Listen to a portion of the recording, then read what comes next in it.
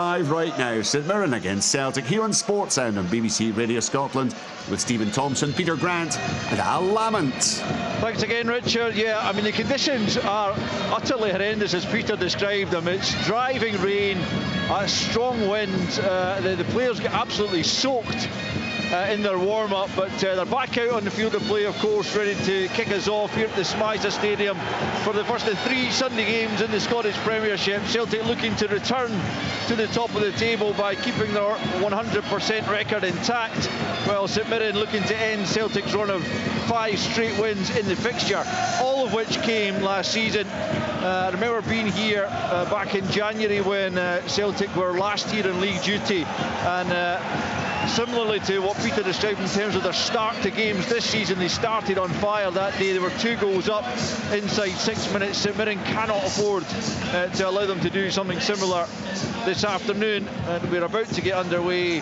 and it will be the home side who will go from left to right to kick us off, and it's their captain Mark O'Hara, who does like a goal against Celtic, it has to be said. 5, I think it is, in his last couple of seasons, and he'll get us underway.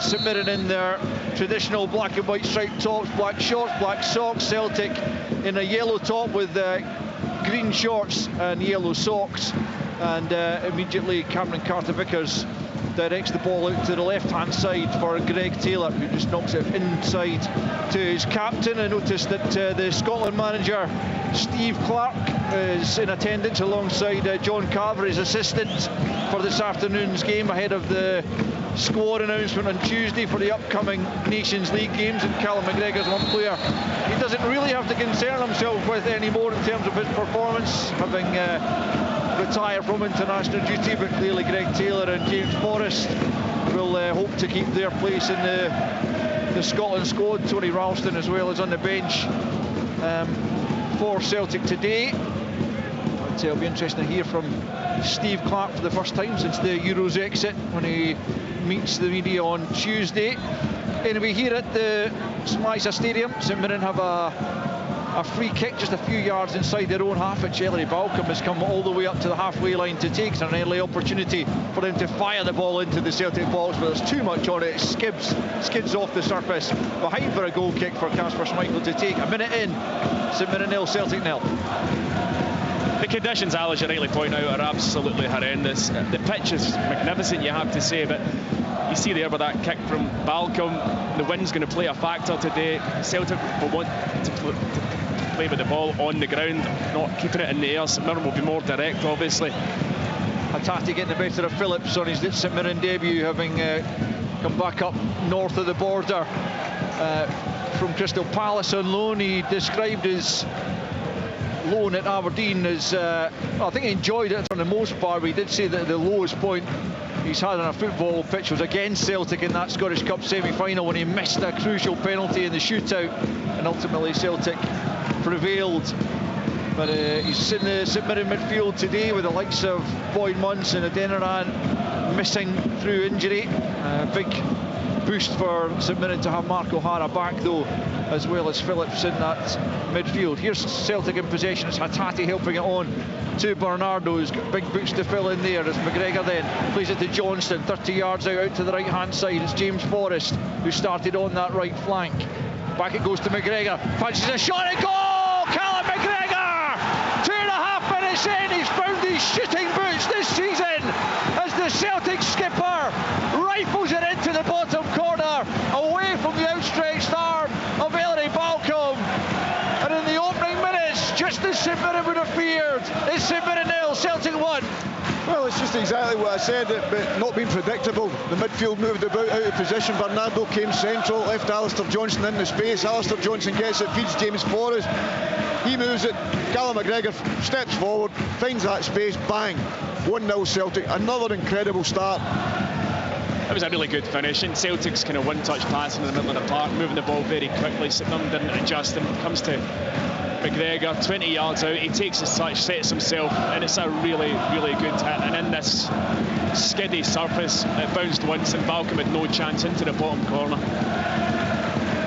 Well, Callum McGregor has got many great attributes as St Mirren try and respond. There's a shot coming in from Phillips, it's blocked inside the penalty area, and forward comes Celtic through Ida trying to hold it up. He's been fouled on the halfway line, and it will be a Celtic free kick. But yeah, Callum McGregor, for all his attributes, he probably hasn't scored as many goals in recent years as he would have liked, but that's 2 already for the season, matching last season's tally.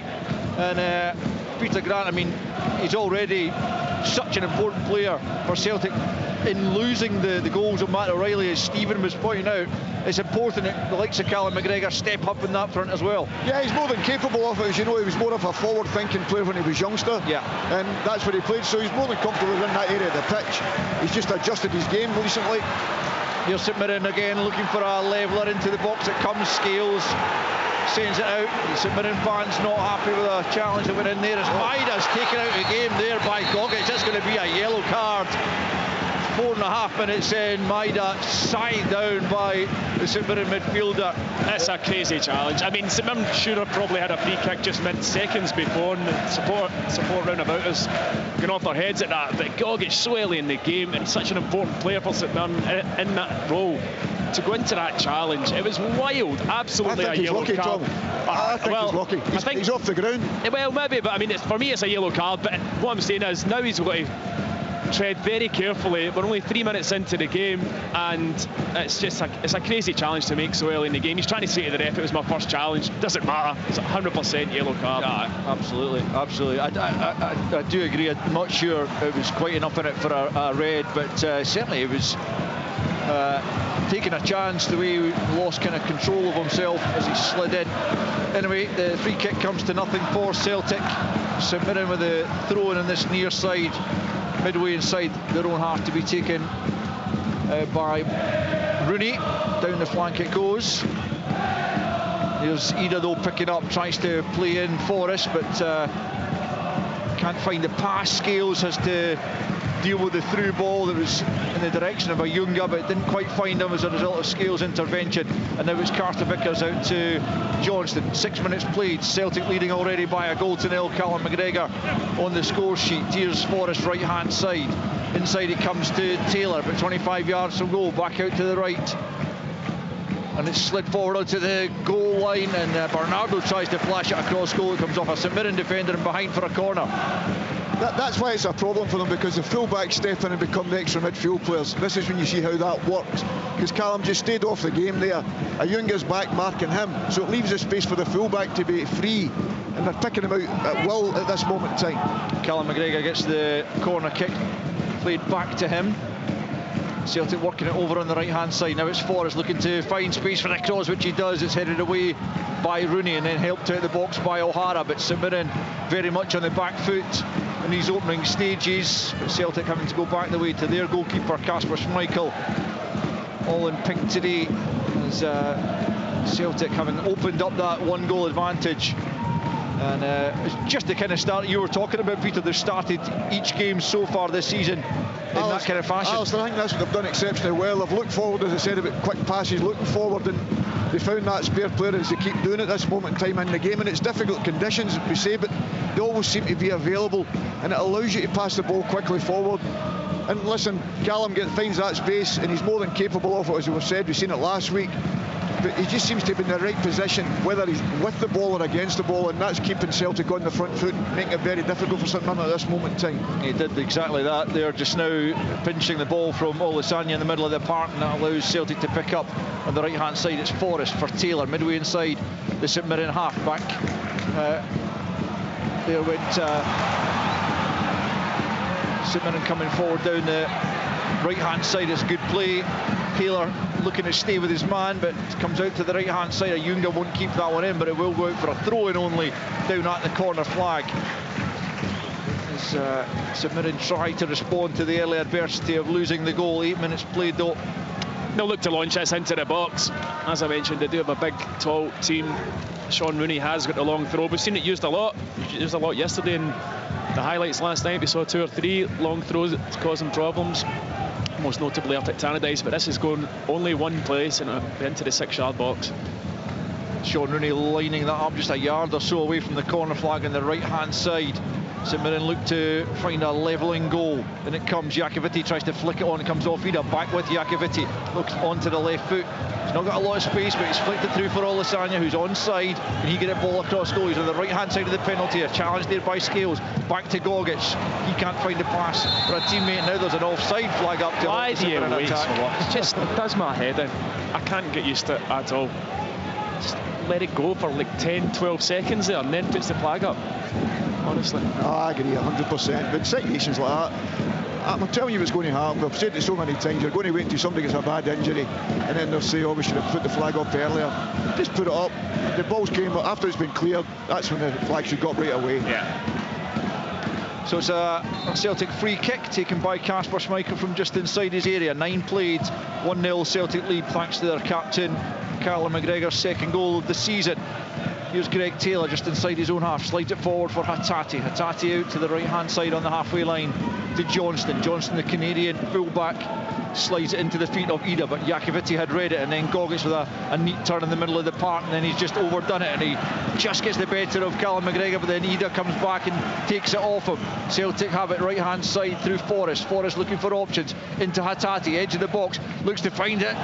Return pass there for Forrest, and he almost connected with the winger, but just evaded him. And it's behind for a goal kick. 10 minutes played, St Mirren 0, Celtic 1. Yeah, it was great played. The 1-2, and James was really disappointed. He believes he should have got a touch on it. If he got a touch, he's right on in goal.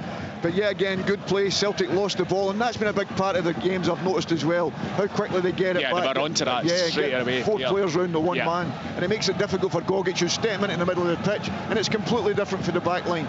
You know, he's got to move the ball quicker. If the Celtic boys put him under so much pressure, never get that opportunity. Hatate with a little flick. Phillips picks up in the centre circle, just nudges it back to Jayden Brown. Preferred that left wing back to Tanzer today. Here he is once more, gets it back from Taylor. It's a poor ball forward though, and it's going to go all the way behind for a goal kick. Celtic has to be better from St. It's got to be Alistair. I mean, like, St Mirren aren't going to have a lot of the ball, so when they do have it in a comfortable position like that, they've got to make sure they keep it. They are trying to go in behind the Celtic back four, but the problem is the pitch is so wet, the ball's just going to skid through to Kasper Schmeichel or go out anyway, so the pass has to be correct or just hit the man, but that was a woeful pass. But we've said in these conditions, when you played, Tom, on your 2 strikers up front, it was obviously a wee diagonal was the ball on these conditions, more than the straight ball. I'd agree with that 100%. And yeah, in these conditions again, you can't overhit the pass, it's just going to run through, and that's exactly what happened there. But yeah, peel on the diag, get your other striker over, feeding off the flick-ons or the second balls, but the quality when St Mirren are on the ball just has to be so much better, and I'm not seeing an awful lot of it. Here's Hatate.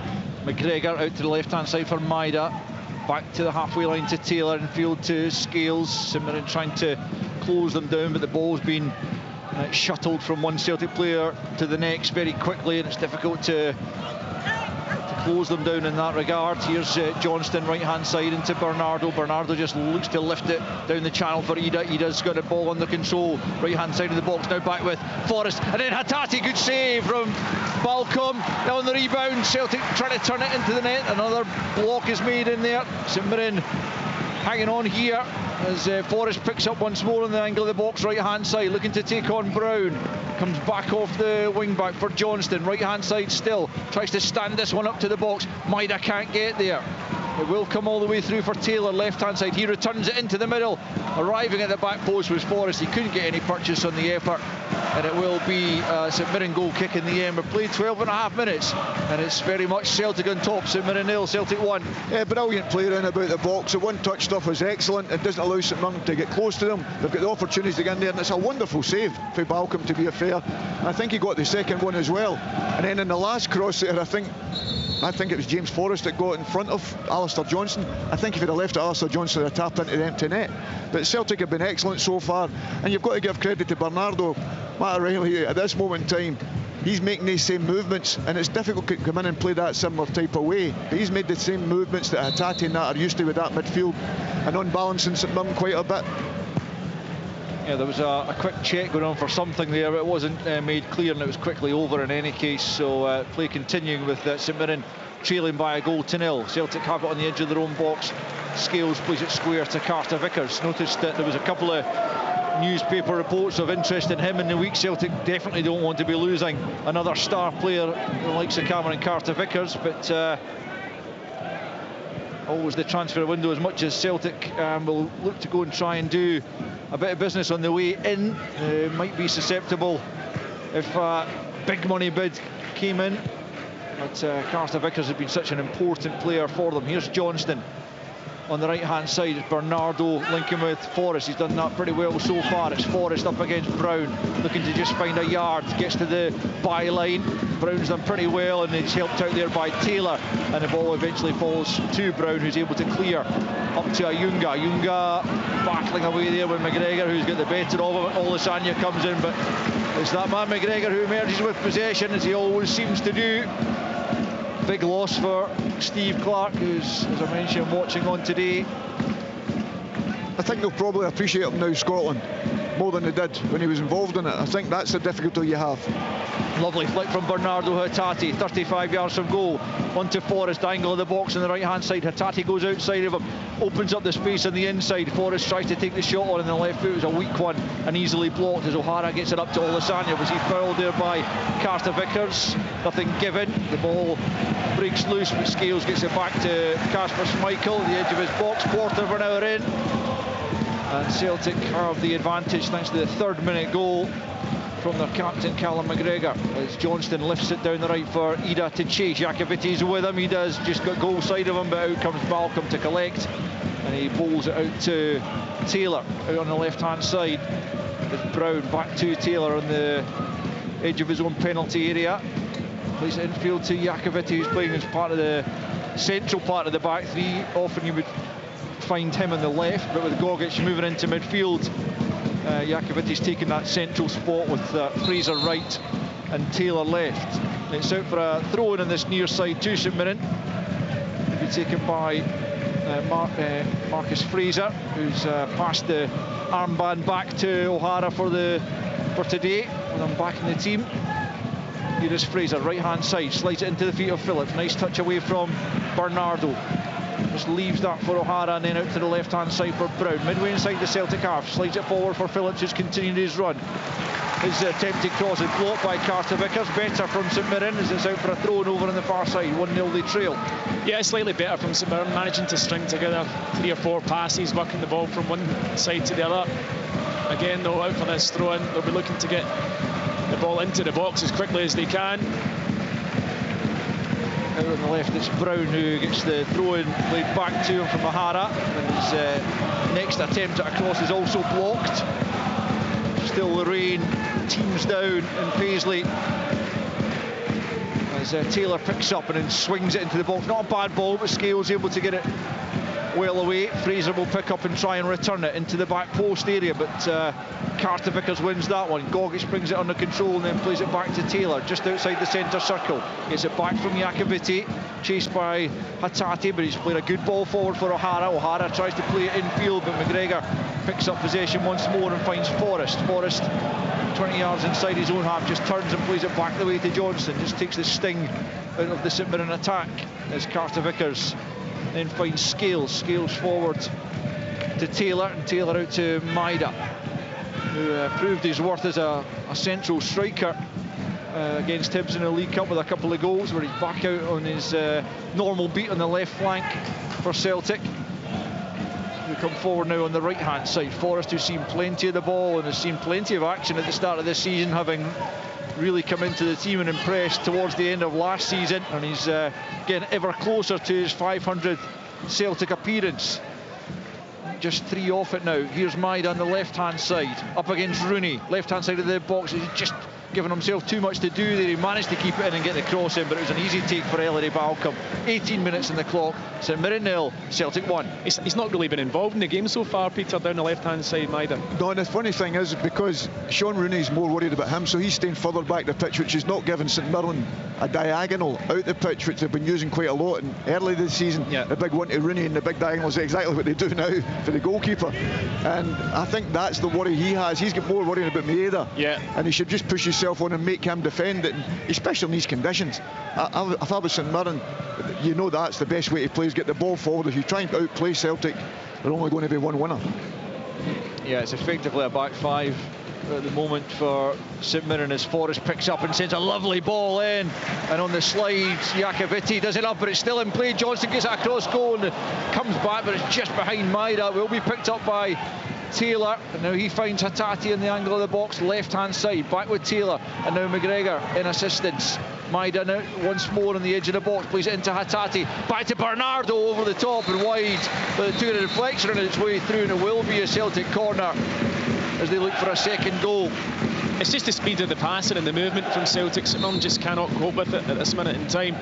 Really good play again from Celtic. Comes to Bernardo, 25 yards out. He takes the shot on first time. I think it was probably going on target, but I think it was Killian Phillips that gets in and gets the block behind for the corner. To be taken by Bernardo, left-hand side. McGregor's available about 30 yards back on the left-hand side. If he chooses to use him, he's completely unmarked, but there's plenty of bodies in yellow inside that penalty area as well. Bit of jostling going on as usual that referee is content with as it's played into the box. Poor clearance from Taylor. Fraser tries to help it on, and he does get out of the penalty area, and Olasanya picks up under a bit of pressure there. Too much pressure eventually from Bernardo, who gives away the free kick, and just as well for St Mirren, because once again Celtic had absolutely swarmed round Olasanya, but fortunately for the home side, the foul was committed by Bernardo. They'll have a free kick, but it's 1-0 they trail after 20 minutes here. You're 100% right there, Alistair. It was 5 of them, not 1, 2, 3, 5 players trying to get the ball back, and I think that's the difference. You've got top players working as hard as that, you've always got a good side. There is absolutely no doubt of that, and these boys have all done that so far, but we know there's a long way to go, and we know how quickly football changes, especially in these conditions. But they've all battled really hard, but they've passed the ball exceptionally well as well. Bernardo doing well again on the edge of his own box, and the ball forward is over Taylor. Ida couldn't quite take it in his stride, and Taylor eventually recovers to dispossess him, and good defending in the end from Taylor as Ida threatened to lose his man. That's now played forwards for Olasanya down the right channel, but the offside flag goes up after a couple of seconds delay, and looked probably like it was the right call. Just went a wee bit early. No excuse for it really, because the space was all there. He doesn't need to go early. He's got good pace as well, Olasanya. Just time your run, bend your run.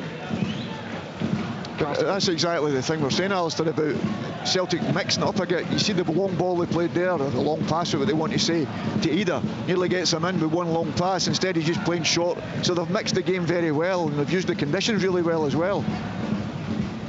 Johnston now takes on his man over on that far side, O'Hara, but the ball breaks back to O'Hara, up to Ayunga, quickly challenged by Carter Vickers. Poor play though from Ayunga. Hatate's found Ida. Ida's in on goal here, tries to get it past Malcolm, who sticks out the left boot and keeps it out. Ida picks up once more.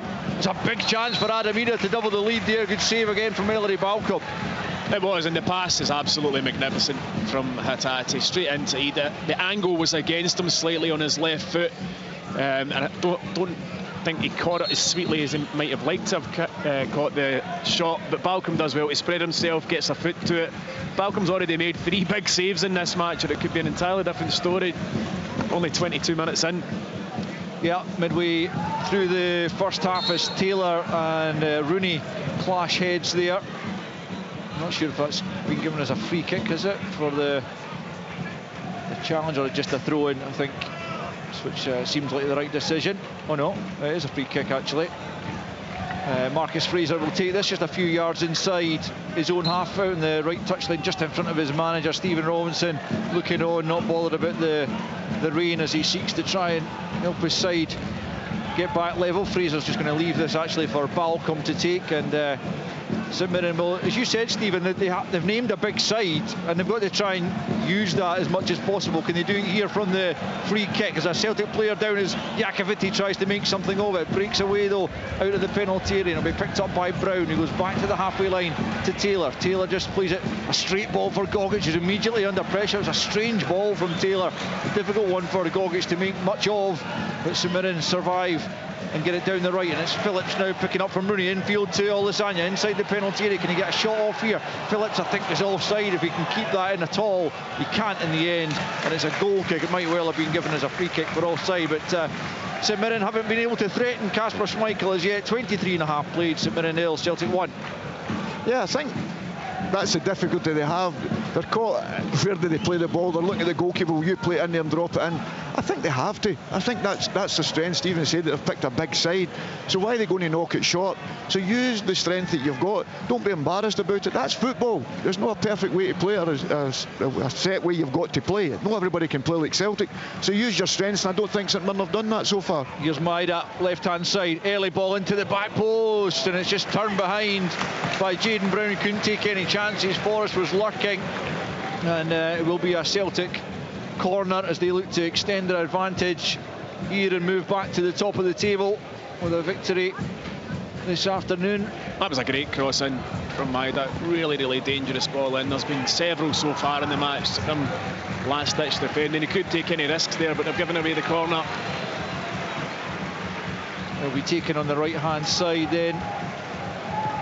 Swung into the penalty area. It's a good commanding header by Jakubowski to get it away. Johnston picks up, plays it to Hatate midway inside the St Mirren half, tries to get it back out on the angle to Taylor, who just cushions it for McGregor. McGregor slides it forward on the right-hand side of the box for Forrest. Forrest digs out the cross. Maida looking to make something of it. Phillips was back there and looked like it came off Phillips, but that was certainly Maida's claim, but the referee thinks otherwise. Goal kick St Mirren, 25 played, St Mirren 0, Celtic 1. That's another thing I've noticed in the games, Alistair, you were asking earlier, was about the wide players.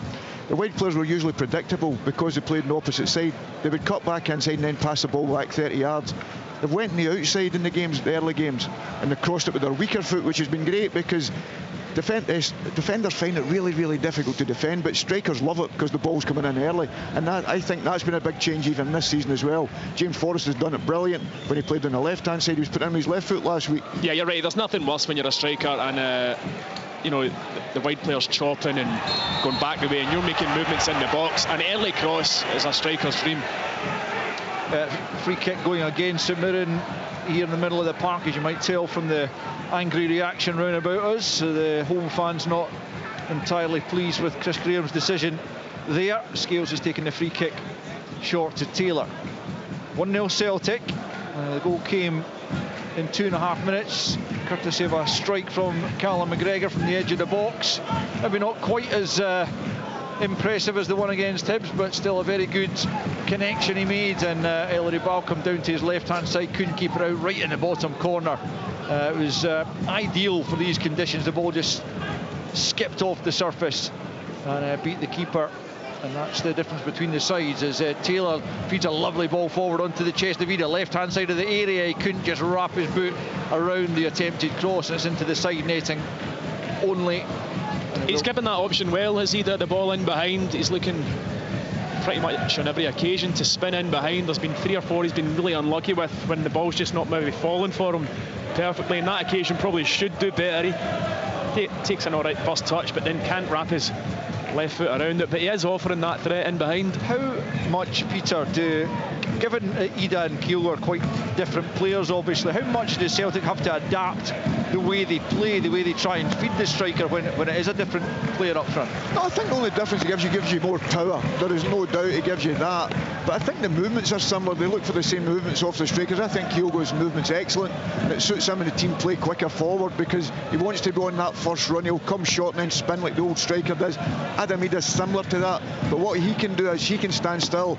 As if you can remember the game at Kilmarnock when they clinched the title last year, he was excellent against big strikers, big centre-backs, because he can take the ball and use his body, and his link play is slightly different for Keogh's. So there is a slight difference, and Brendan a couple of times last season used them. If I was playing the two together, I would play Ida as the deeper one, believe it or not, and let Keogh be right on the last line. That's the way I do it, because I think his link play is better, and that's what he gives him, I believe. That'll be a bit more strength. Celtic in possession, left-hand side. Maida back to Taylor on the halfway line. He plays it square for Carter Vickers. St Mirren haven't really had a look in up front at this stage, and Celtic with just the 1-goal advantage despite their dominance of the ball, of territory. They'll be looking to add to that. Ellery Balcom has kept them out, as Stephen says, on 2 or 3 occasions already, as well as Forrest picks up and tries to spin away from Gogic. Forrest comes off second best in that physical battle, and Iacovitti on the edge of his own penalty area is able to clip it forward, looking for Olasanya, who's easily beaten in the jump by Carter Vickers. Out for a throw into St Mirren far side. See, on that, Tom, I'm still looking at the centre forward, so one of them's dropping in on top of Callum McGregor, trying to stop him playing.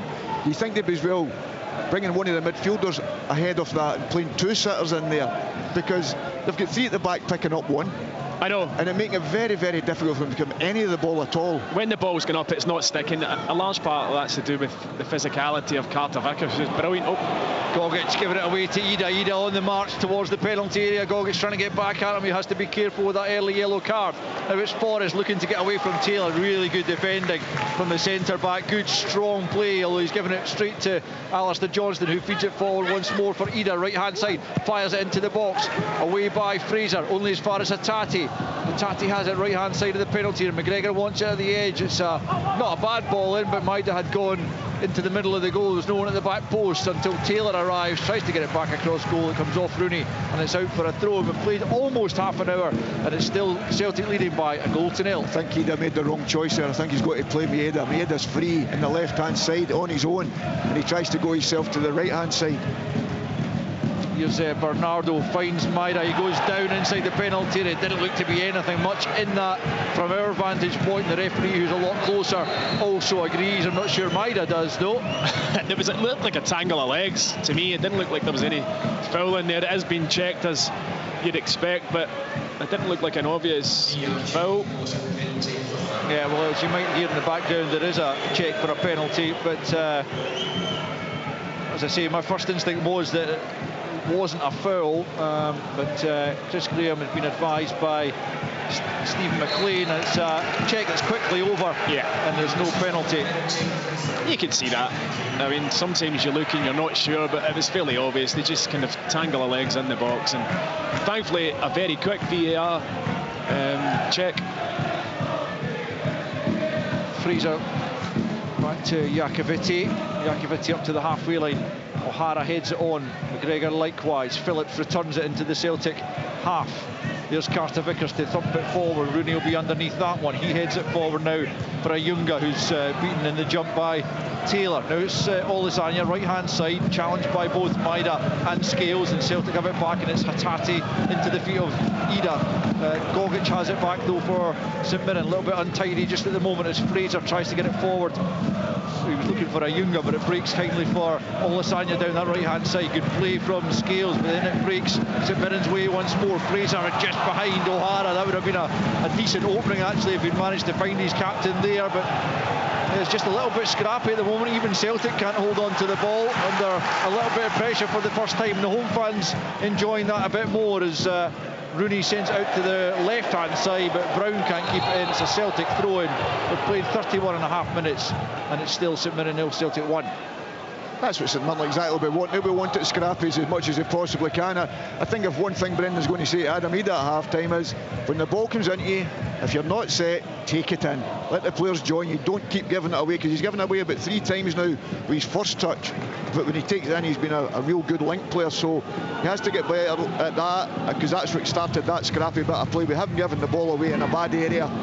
But then Celtic will get back in control now, and that's what they've got to do, and he has the main focal point for that. Now Bernardo's given it away in the middle of the park. Olasanya unable to make much of it, but it does come back to O'Hara, who finds Fraser about 10 yards inside his own half. No obvious options ahead of him, so he goes back to Iacovitti, who in turn goes back to Balcom, who knocks it first time over the halfway line, but it's pretty aimless. Olasanya was on his way back to make sure he was onside, and Carter Vickers just sees that back to Schmeichel, who then plays it back to his centre back, and now it's Johnston on the halfway line to Bernardo. Carter Vickers once more midway inside his own half, plays it into the centre circle for Taylor, and now Scales picks it up towards the halfway line and forward to Hattati. Hattati out to Maida. Maida looking to take on Rooney again on the outside, as Peter was mentioning. Back to Taylor he comes though this time. Good crossfield ball to Alistair Johnston, midway inside the St Mirren half. He looks to the back post. Maida's there, nods it down. Hattati will get the shot off and scores! Wonderful strike again from Rio Hattati. Maida with a knockdown, and there was Hattati to strike it in off the far post. post. It's St Mirren 0, Celtic 2. Fantastic finish with his weaker foot, as we said. But I think Sean Rooney will be disappointed at the fact that he's went up in the air and he's lost Maeda. He's facing along the pitch. You always talk about your body position, open your body, and that's his strength. He's good in the air anyway, Rooney. But to be out-jumped with Maeda at the back post, and then, as I say, a midfielder at the edge again, and a fantastic finish with Hatate. Yeah, you're not expecting Sean Rooney to be beaten in the jump at the back post by Maeda, but Maeda does well to make the most of the cross, nods it down.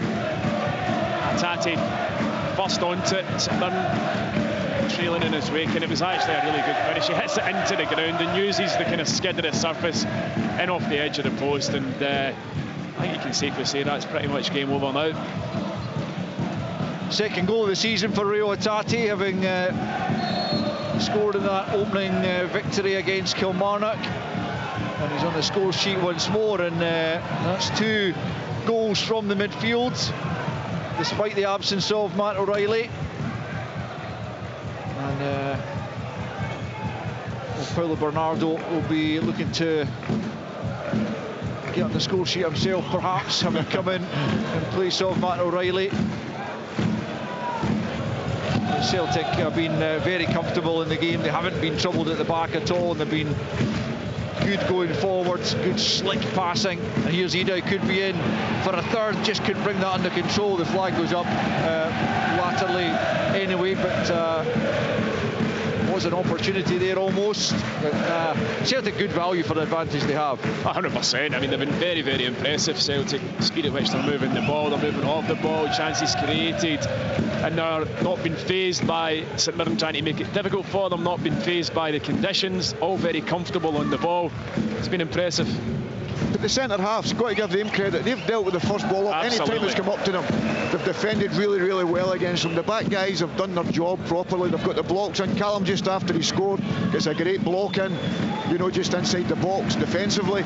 So that's a big part of the game. But the 2 centre-backs, it's not easy. Tom will tell you, if you're a centre-forward, you're delighted sometimes with these conditions, because you're thinking it puts defenders under pressure. But they too have been excellent so far. They have been really good.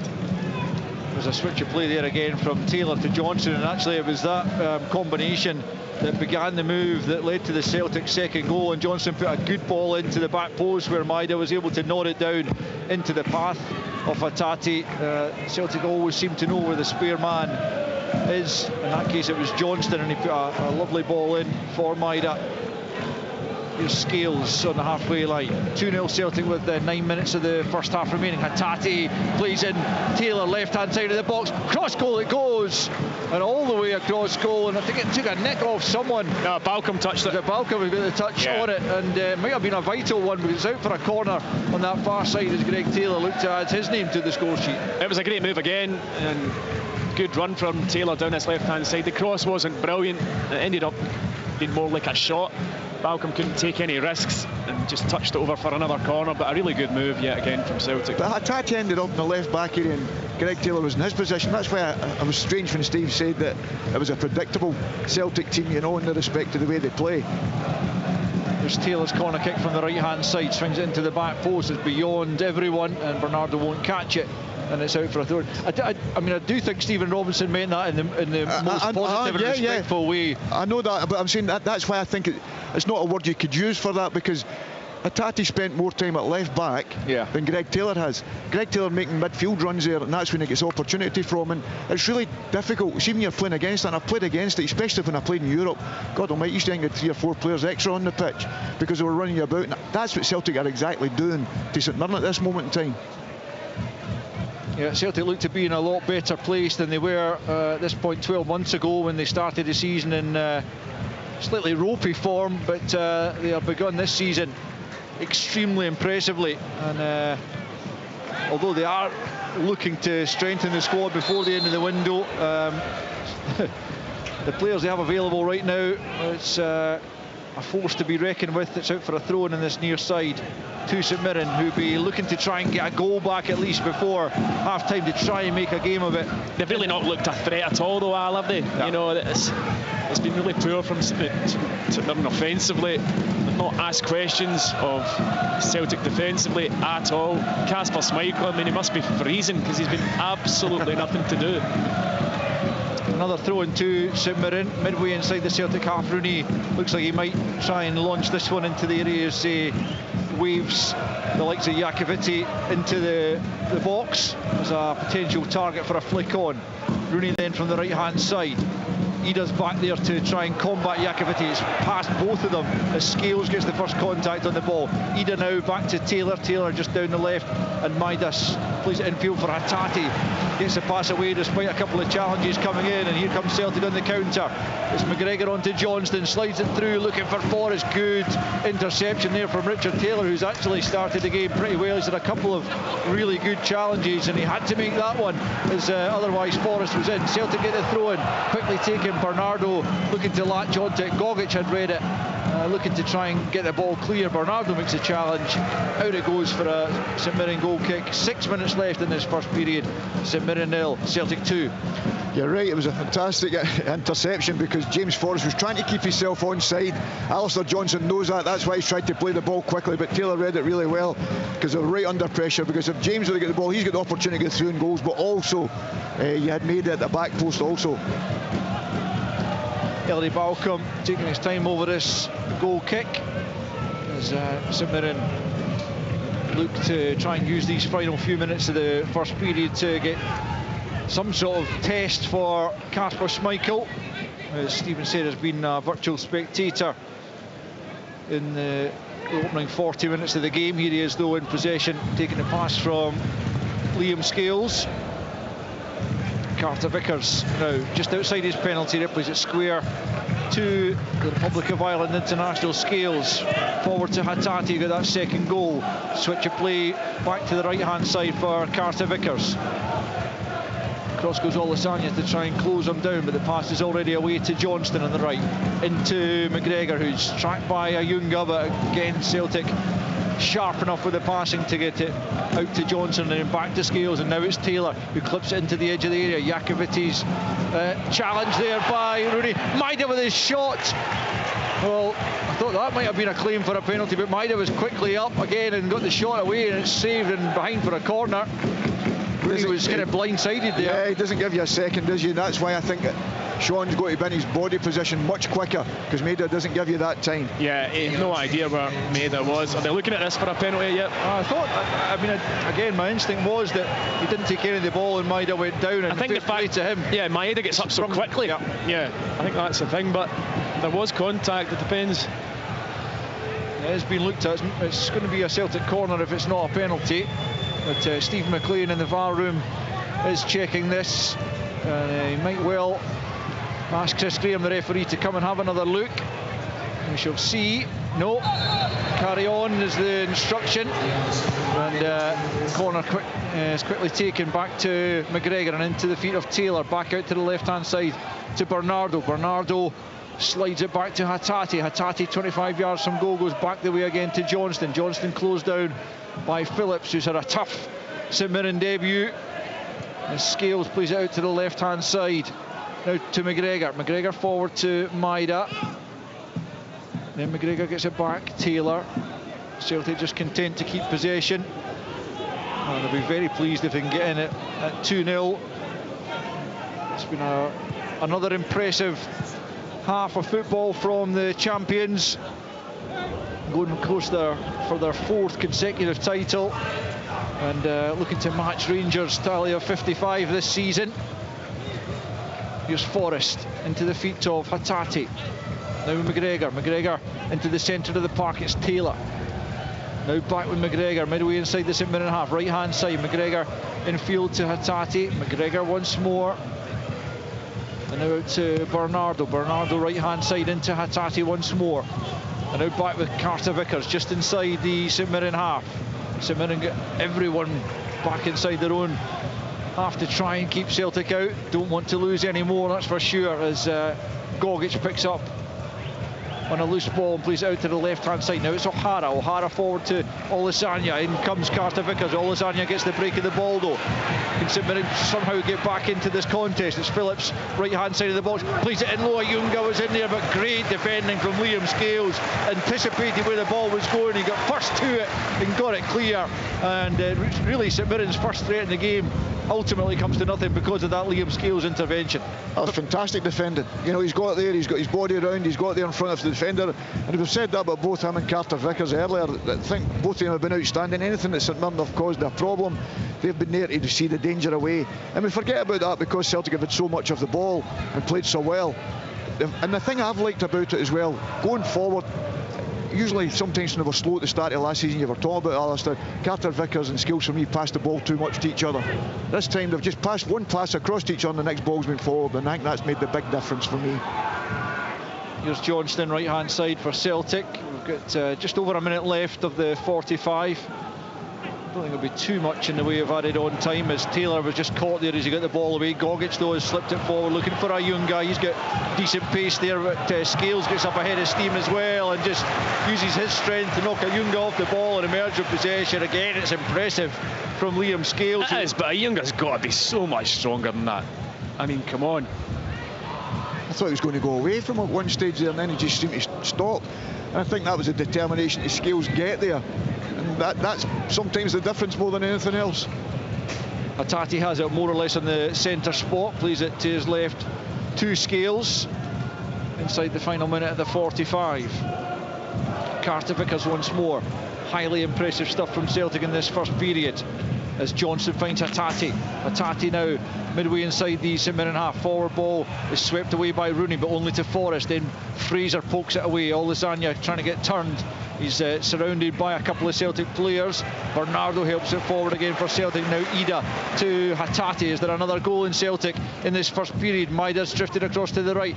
Forrest tries to drill it in near post. Balcom's kept it in, but he hasn't gathered it, and he's conceded the corner. Just a slippery ball, too hot to handle there, as the 3 minutes is going to be added on actually at the end of this first period. So Celtic have a corner as we enter stoppage time on the right hand side. I think it was just the conditions there. The ball was fired into Balcom and obviously very, very wet and slippery. It just comes out of his hands and corner. They've taken it quickly. Here they have back to McGregor, plays it square to Hatate. Can he get the shot off here? He tries to bend it and he's not too far away that time, but he can't add to his or Celtic's tally as it just flies wide of Malcolm's left hand post, and it remains St Mirren 0, Celtic 2. He's more than capable of that as well. You've got to get out to them quicker. I mean, he'd what, 5 seconds, 6 seconds on the ball. It doesn't seem a lot, but it's massive when you've got somebody of that quality, and he's not far away. Yeah, it was inches away. Balcom then to take the goal kick. Over it goes the halfway line. Bernardo gets his head to it first. Brown helps it forward for St Mirren, but Johnston does likewise for Celtic. Brown again for O'Hara. Gogic can't get there, and it'll come for Maida. Early ball through. Ida's onto it. Ida's into the penalty. Across comes Taylor. Good block again from Taylor, who's been St Mirren's best player arguably in the game so far, along with Balcom, who's made some important saves. But Ida again looked sharp in behind, but Taylor matched him on that occasion. He was already on the move. He knows when the ball goes into Hatate, he can start his run because he knows that Hatate's got the qualities to see him, and that's exactly what he's done. And to be fair, Adam's willing runner at this moment in time is doing that. Taylor, as you say, he's got to be on his game. He's got a few good blocks in, but he's been asked a lot of questions. Carter Vickers to Johnston, right hand side. Out comes O'Hara to try and close him down. Just hopeful ball down the right from Johnston. It's headed away, but only as far as McGregor, and then Johnston out to Bernardo, who's drifted out to the right hand side a fair bit over the course of the opening 45. Carter Vickers now back to Kasper Schmeichel, keeping him involved as he plays it out to Scales. Scales midway inside his own half, just goes back again to the Great Dane in goal. Carter Vickers once more on the right hand side. Again it's back to Schmeichel. Celtic just keeping easy possession in the closing moments of this first period. Scales out to Taylor. Taylor now closed down by Phillips. Gets the deflection and the ball forward. Hatate can't bring it under control. It's out for a throw-in to St Mirren. Well, Stephen Robson's got a a lot of work to do at half-time to try and somehow turn this game around, because St Mirren have been by some stretch second best in the contest so far. It's just trying to get the right shape when you're playing Celtic, and it's really, really difficult playing against good players. But I just think sacrificing, if you're playing with two strikers, you can't sacrifice when we drop them so deep. And I think that's something Stevie will have to probably look at, or the game will continue this way. Because the young guy's done well on the right-hand side, but Maida back there doing some good defensive work, knocks it out of play for a throw-in. And there'll be no time for the throw-in because it is half-time at the SMISA Stadium, and Celtic have shown why they are red-hot favourites to reclaim the title once again.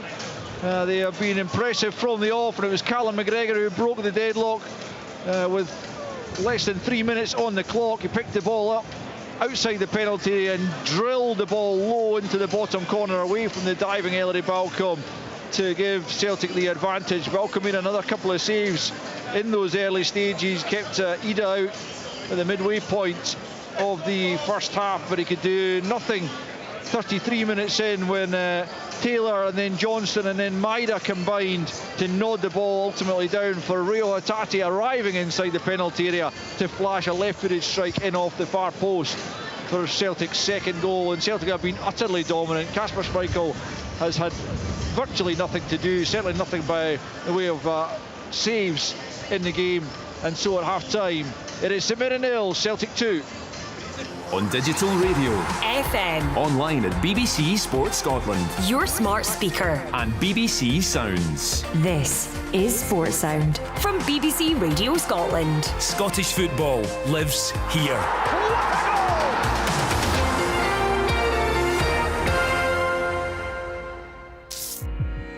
Escape with a good book on BBC Sounds, like Yellowface by Rebecca F. Kwong. I play up our connection. My grief over her death becomes a cornerstone of my origin story. Enlightenment by Sarah Perry. Thomas examined the image of a stone woman stuck on the verges of the lake. I suppose she's in the water now. What is she holding? And Giovanni's Room by James Baldwin. Do you have a mistress?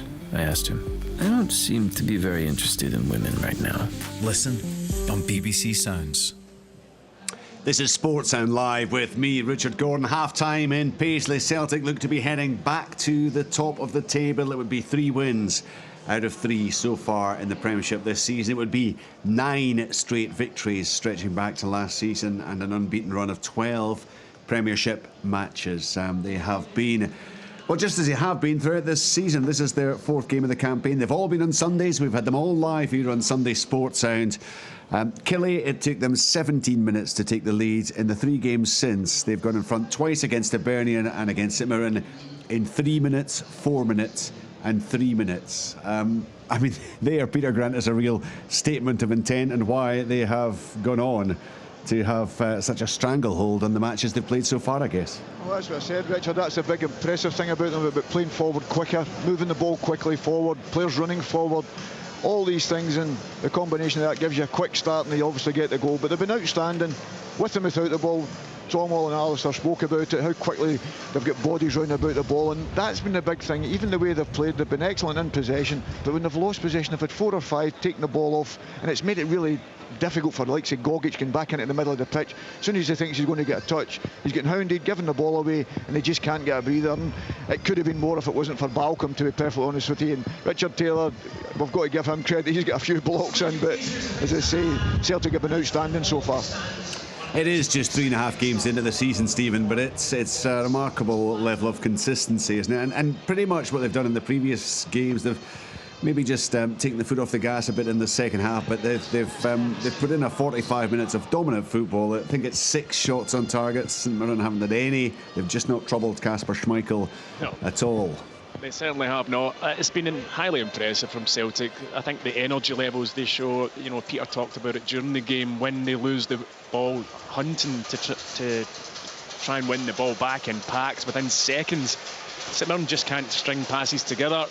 They're under too much pressure, and Celtic's movement off the ball is causing them all sorts of problems. But when they're on the ball, some of the one-touch passing is so slick. So St Mirren really are struggling out here this afternoon to cope with Celtic. They'll be disappointed from St Mirren's point of view that not being able to look a threat or at least try and get an effort on goal. And some of the things that St Mirren you would say are good at and they cause teams problems with is when they're direct and they load the box and they get crosses in, and they've not had the opportunity to do that. Celtic have played them very, very well. So, I mean, it's going to be a long second half for St Mirren. I don't really know what Stephen Robinson can do to alter it, because if they do try to be a wee bit more expansive and do try to open up a wee bit more to get into the game, you know, Celtic have probably had a good 7 or 8 efforts on goal already. It's only going to get worse, so I don't know whether it's a kind of damage limitation job now, or does St Mirren try and twist a bit and go for it, which would be a kind of dangerous thing to do. So it's a difficult afternoon for St Mirren, but you have to say that Celtic have been very, very impressive. I think Hatate in the middle of the pitch has been really, really good, so composed on the ball, and his passing is excellent. And it's just been a controlled performance. I think that's the word from Celtic. Very, very in control, and they look confident. And yeah, difficult afternoon for St Mirren. Yeah, I mean, dare we say it, they don't look like they're missing Matt O'Reilly at all right now, do they? Well, you would like to say that in the midfield, and I'm sure the Celtic boys will be delighted when we stop talking about Matt. And to be fair, I can say that about Bernardo. It's difficult to come in and play the way Celtic play in the midfield, but he knows it from last season what's expected in the games he had to play in. You have to be able to move, you have to be able to find the spaces to play in, not naturally just playing in your area of the pitch. He ends up at right back a lot. Johnson ends up in the middle of the pitch, and he's very much aware of the movements that Celtic have, and that's why it's very, very difficult to pick them up. If I was St Mirren, I'm looking at it now, it's okay saying you're playing with 2 strikers, but they're really not, because one of the strikers is so deep trying to pick up Callum McGregor, but Callum moves out left and right, and someone else comes in there. So you're giving a player away, and then what that does with you, once you lose possession, it's so easy for the space for the Celtic midfield player or the full-back to step into the middle of the pitch, and they've got acres, and as soon as somebody comes out to press in, the next pass is in behind you, and that's where the problems arise. And I know it's easy sitting here, but I just think that he's got to maybe push one of the midfielders further up if he's going to do that, and leave the 2 strikers up the pitch and use the conditions. Look forward, don't try and play out. A couple of throw-ins have thrown them back the way. Celtic have just hounded them down, stopped them playing forward, and that takes their threat away. So he'd be worried though, because they're already getting popped with the extra midfielder in there. Yeah, you know, the ball's getting popped around. But they've got five defenders. Tom, I know, that's the thing. They've got 3 centre halves onto 1 striker. I know, and the 2 wing backs. Yeah, they're all so far back. Haven't got up the pitch at all. So I mean, it's a difficult thing to do. I don't know whether there's a risk and reward there for St Mirren. Are they going to get back into the game? Are they going to score 2 goals? It doesn't look likely. Are they already in a position that I heard Don Cowie in Sports Scene last night, Tom, was saying, like, once you're 2 or 3 down, then the pride has to kick in. You have to make sure you don't take an absolute hounding. Yeah. Are St Mirren already in that position? The fear. Yeah, I think that's the fear here. You know, whilst it's 2-0, there's always a way back into a game if you get the next goal. But, you know, as we mentioned, Balco's made a couple of saves. It could have been 3 quite easily going in at half-time. But they are still in the game. If they lose that 3rd goal, then it becomes a different thing. Then you are very much playing for pride. But Celtic, you'd imagine, will make changes. And you look at their bench, they've got people like Kuhn and Palma and Kyogo to bring on. And I think that's probably something that Brendan Rodgers has looked at when he's been so dominant in first half of matches early part of this season, is not to then go into the second half and take the foot off the gas. It's difficult to do that when you're on the pitch, and you know you are finding it easy, and you know you kind of just naturally can come off the game a wee bit. But I think that's one thing that he will look to make small improvements on, that they keep going into the second half, and I imagine they'll make the substitutions to freshen that up as the second half goes on. I think that's the skill of the manager, Richard, in that known, because that's the one thing that people would look at Ange's teams when they used to do that. He used to put these guys on to keep the pace up, especially in the wide areas. He'd put them on there to keep the game going forward if he thought it was going to be dropped off, and he's very, very good at that. And Brendan's a very intelligent manager. He knows the game inside out, so he'll sense if his players drop him off the game, there's a bit of tiredness coming in. Even the likes of James Forrest, who as a wide player at that age he's at, who's been outstanding, sometimes you say, okay, start to drop down a little bit, but this is the time to change. And Kuhn's been excellent so far, right throughout pre-season and the start of the season, so it's not a bad substitute to bring on to raise the game again. I was actually going to come to him, because I mean, you've got to say he's got to feel unlucky to have been left out, but You look at the performances that Forest and Maida have put in, perhaps you can see that there is, well, it's just genuine, real competition for places there now, isn't it? Yeah, and I think that's a big difference. People talk about last season. If you remember, there were a few injuries. Hatate was just about to hit form at the start of last season. I think it was against Kilmarnock, and then he pulled his hamstring and he was out for a big period of time. There wasn't the quality on the bench. The bench looked nowhere near the quality that you could bring on and change games. When I'm looking at the boys that's even warming out here just now, you're thinking to yourself, oh, that's a little bit different now when you've got Kyogo to come on to maybe replace an Adam Ida who's not had a lot of game time. That's slightly different again. So the quality there makes a difference. Kuhn's found his feet a little bit because obviously he'd lost 8 kilos last year. We all spoke about that.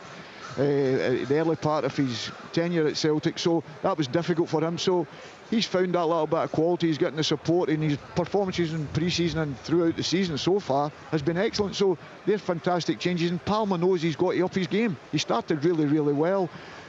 The one thing I've noticed about him in the games when he's come on, when he's done these things and he's lost the ball, he's worked really, really hard to get it back. Last season, that was the frustration. When he lost the ball, he blamed everybody else as if it was their fault. And I think that's maybe the word that Brendan's had with him, but he knows he's got to work exceptionally hard to try and get in the starting line-up now. So that's a great thing to have when you're at it, sitting at the side of the pitch.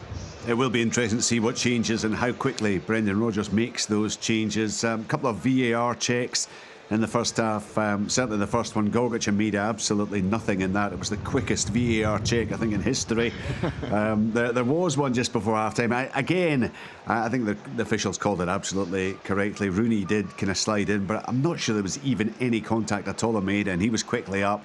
And once again, the fourth official, or the VAR official, decided there was nothing for the referee to review. Celtic have got the 2 goals through Hatate and McGregor. Steve Clark there this afternoon, of course, watching on. I mean, he won't have seen anything from Callum McGregor, Tommy, that he didn't already know that Callum possessed. But will there be still a little bit of frustration for the Scotland manager that he can't include Callum McGregor when he announces that squad on Tuesday? Yeah, I think so. I mean, he's such an incredible footballer and has been so consistent over the years for Celtic and for Scotland, so it's a big loss when you lose a player like that. The one bonus is for Scotland that the midfield area is one position of the pitch where we're quite strong. We do have options, but yeah, you're going to lose somebody like if Callum McGregor comes out to the squad, not just for what he offers on the pitch, but his leadership. He's a captain of Celtic and he'll be a big character in and around the squad. In terms of what he does off the pitch as well, so it's a big loss for Scotland, but they need to move on, and Callum's made that decision to try and prolong his career at Celtic. He's still young enough, still got a good few years, you would imagine. It certainly doesn't look like he's slowing down anyway on the pitch, so he's made that decision for his own personal reasons to try and kind of give himself the best opportunity to perform for Celtic for as long as he can, and you've got to respect that. Well, he had that 6 weeks, didn't he, or 7 weeks last year with that Achilles problem, and you can sense that as soon as you start getting that, you know, especially at the age, it's very, very difficult to recover from them. And when you're playing international football with no break, that's the time you maybe have that relax. And I know what Callum's like as a professional, he's in every day and all that sort of stuff, we understand that, but you're not preparing for a match. The beauty maybe that Stevie's maybe looking at, Billy Gilmour's got to step up to the plate now and take that role. That's the only guy I see who can do that role similar to Callum. He's not Callum McGregor in any shape or form, but he's the one that will always look for the ball. The one thing I'd like to see for Billy Gilmour is to pass the ball forward more, which Callum does. He looks into the areas, but that comes down to having the players available to pass the ball into. So he finds with Scotland he's got to go square predominantly, and that's something that maybe Stevie has to find, who can play in the areas to allow Billy Gilmour to take over that mantle that Callum McGregor's had. And it can happen, Peter, can't it? Because if I think back to when Callum was being touted as essentially the replacement for Scott Brown, both at club and international level, and there were doubts at the time as to whether Callum could fulfil that role, and my goodness, he's done so and more, hasn't he? Absolutely, you know, and he had great help with senior pros here. The Joe Hart's not of this world, the captaincy if you're talking about. But in the performances, he had to take that role on because Callum had to change his game completely. He was that one that played further up the pitch. All of a sudden, he had to become the sitter. And I had question marks about that, I must admit, because of the type of player he was. He liked to go forward, he liked to get strikes at goal, he liked to be more aggressive and left the middle of the pitch quite a lot when he played that area. So it was going to be interesting to see him. James McFadden, to be fair to him, James always said that he felt Callum could sit in that area and play that holding role. And I wasn't so sure on it. So he's been absolutely magnificent, and I'm sure Billy Gilmour, with the games hopefully he's going to get, whether that's at Napoli or Brighton, is going to become that player and take that role over from as I say, from Callum. But it's big shoes to fill, and as I say, maybe the Scotland supporters will appreciate how good Callum McGregor was now, because I don't think he got the credit that he did when he played for Scotland in there. Yeah, there's a few players you could say that about over the years, I guess. Look, that announcement coming Tuesday for the games against Poland and Portugal in the Nations League. Full coverage here on BBC Radio Scotland, the website, bbc.co.uk/sportscotland. That's where you will find live coverage of the SWPL game between Aberdeen and Celtic. That has just kicked off at Balmoral Stadium. So if you want to watch that, you can watch the action there. Listen in, of course, to the second half live from Paisley. A little bit later at 3 o'clock, live commentary, Motherwell against Hearts, and regular updates, Aberdeen Kilmarnock, and all the highlights tonight. Sports Scene, 7:15 on the BBC Scotland channel. The players back out in Paisley. Celtic in a very familiar position, just as they have been throughout the course of the early part of this campaign. They are in front and they are dominating. 2-0 it is, as we rejoin our commentary team here on Sports Sound on BBC Radio Scotland of Stephen Thompson, Peter Grant and Al Lamont.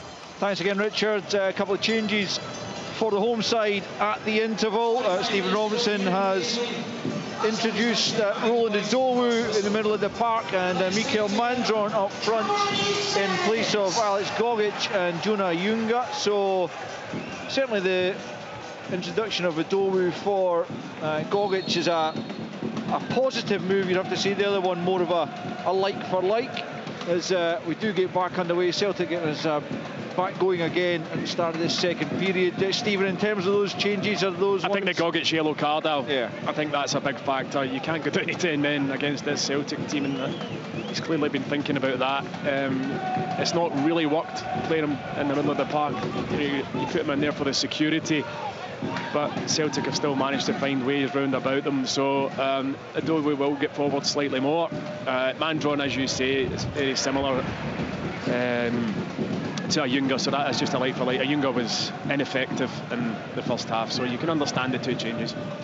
So O'Hara, you would imagine, will just be that sort of deeper midfielder in place of Gogic, and Idowu allowed to venture forward as St Mirren look to try and get back into the game. They have possession on the left hand side, and it's Brown for O'Hara, who will go all the way back to his goalkeeper, though under pressure there from Hatate. So Balcom has possession, and then just first time knocks it long. McGregor wins the header though ahead of Mandron and lifts it forward, and Fraser gets his head to it, and Brown helps him out, and now Taylor picks up left hand side, and then goes back to Jayden Brown on the edge of his own penalty area, closed down by Hatate. It'll come out for a throw-in in this near side. No changes for Celtic at the interval, but as the guys were talking about half-time, a wealth of talent on the bench, and it's not going to get any easier for St Mirren, you don't imagine, as this second half progresses. But while it's 2-0, they will feel if they can get the next goal, there might just be a way back into the game for them. But certainly on the evidence of the first period, it would appear unlikely. Here's Rooney, right hand side for St Mirren, halfway line, back to Fraser. Fraser then just tries to lift it forward. Phillips helps it on. Olusanya won't get onto that. Carter Vickers just plays it out to the left hand side for Taylor. Taylor goes back the way to Schmeichel.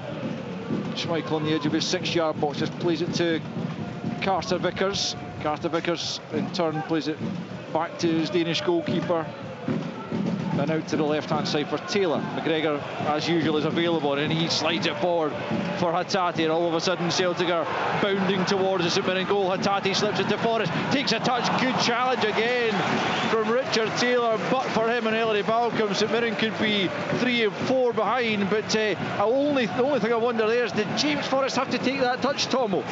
No, Peter and I looked at each other at the same time. I think he should have hit it first time. It's a brilliant drive and run from Hatate. Again, St Mirren trying to press slightly higher, get popped in the midfield. Hatate drives with it 40 yards, and then, yeah, I think he should have hit it first time. Taylor back to McGregor, who's always made himself available for the corner kicks, into Forrest in the penalty area. Back with Taylor, and back with McGregor, and back with Taylor on the right hand side again. Now it's to Hatate, 25 yards from goal, into Forrest. Forrest can't link with a teammate that time. St Mirren pinch it, and it's O'Hara, and all of a sudden they're coming on the counter-attack. Now what can they do here? It's Olusanya up against Johnston. He's one-on-one just for the moment. Olusanya takes him on the outside, tries to get the shot in. Johnston does enough to force it behind, but the home fans at last have something to get behind as they win themselves a corner. think the difference is there, he wasn't concerned about Callum McGregor. He was stayed up the pitch and it gave him that out ball as we spoke about, and he's very, very quick, obviously. And Alistair Johnston defended him exceptionally well, actually. He was trying to force him away because he knew he was never going to get across and get him with pace, so he stood him well. But as you say, this is what St Mirren will be looking for, the set plays. 100%. If not many of them, this is a real opportunity for St Mirren. They do have the height advantage, as I mentioned.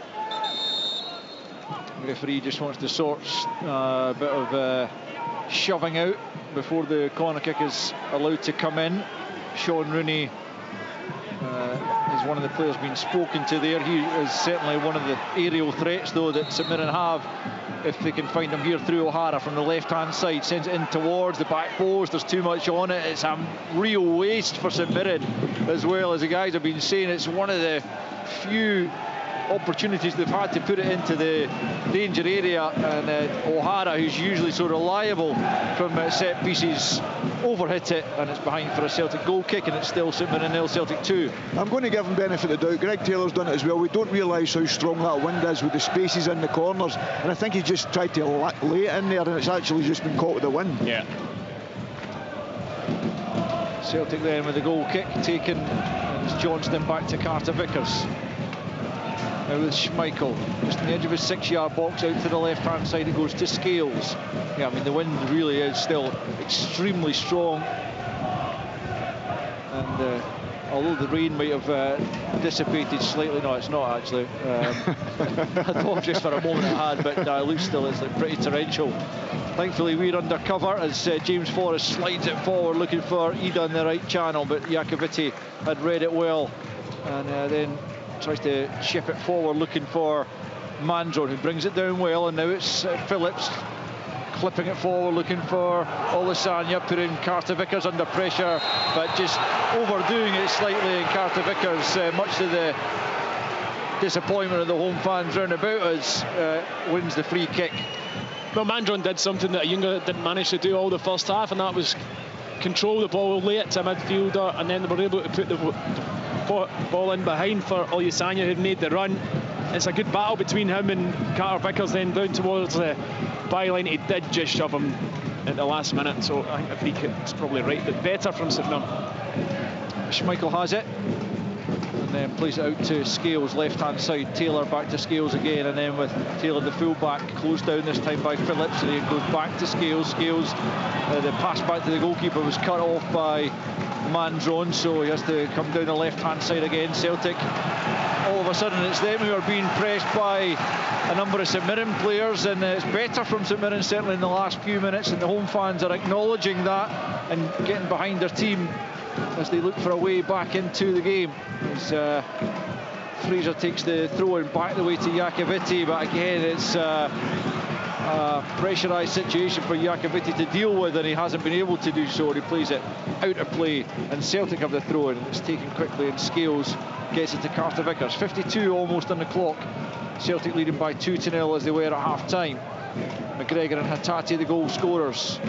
Here is Hattati on the edge of the centre circle inside his own half, just turns and plays it to the left-hand side for Scales up towards the halfway line, and then looks for Maida. Well watched there by Fraser, gets the interception, and Iacovitti tries to poke it forward.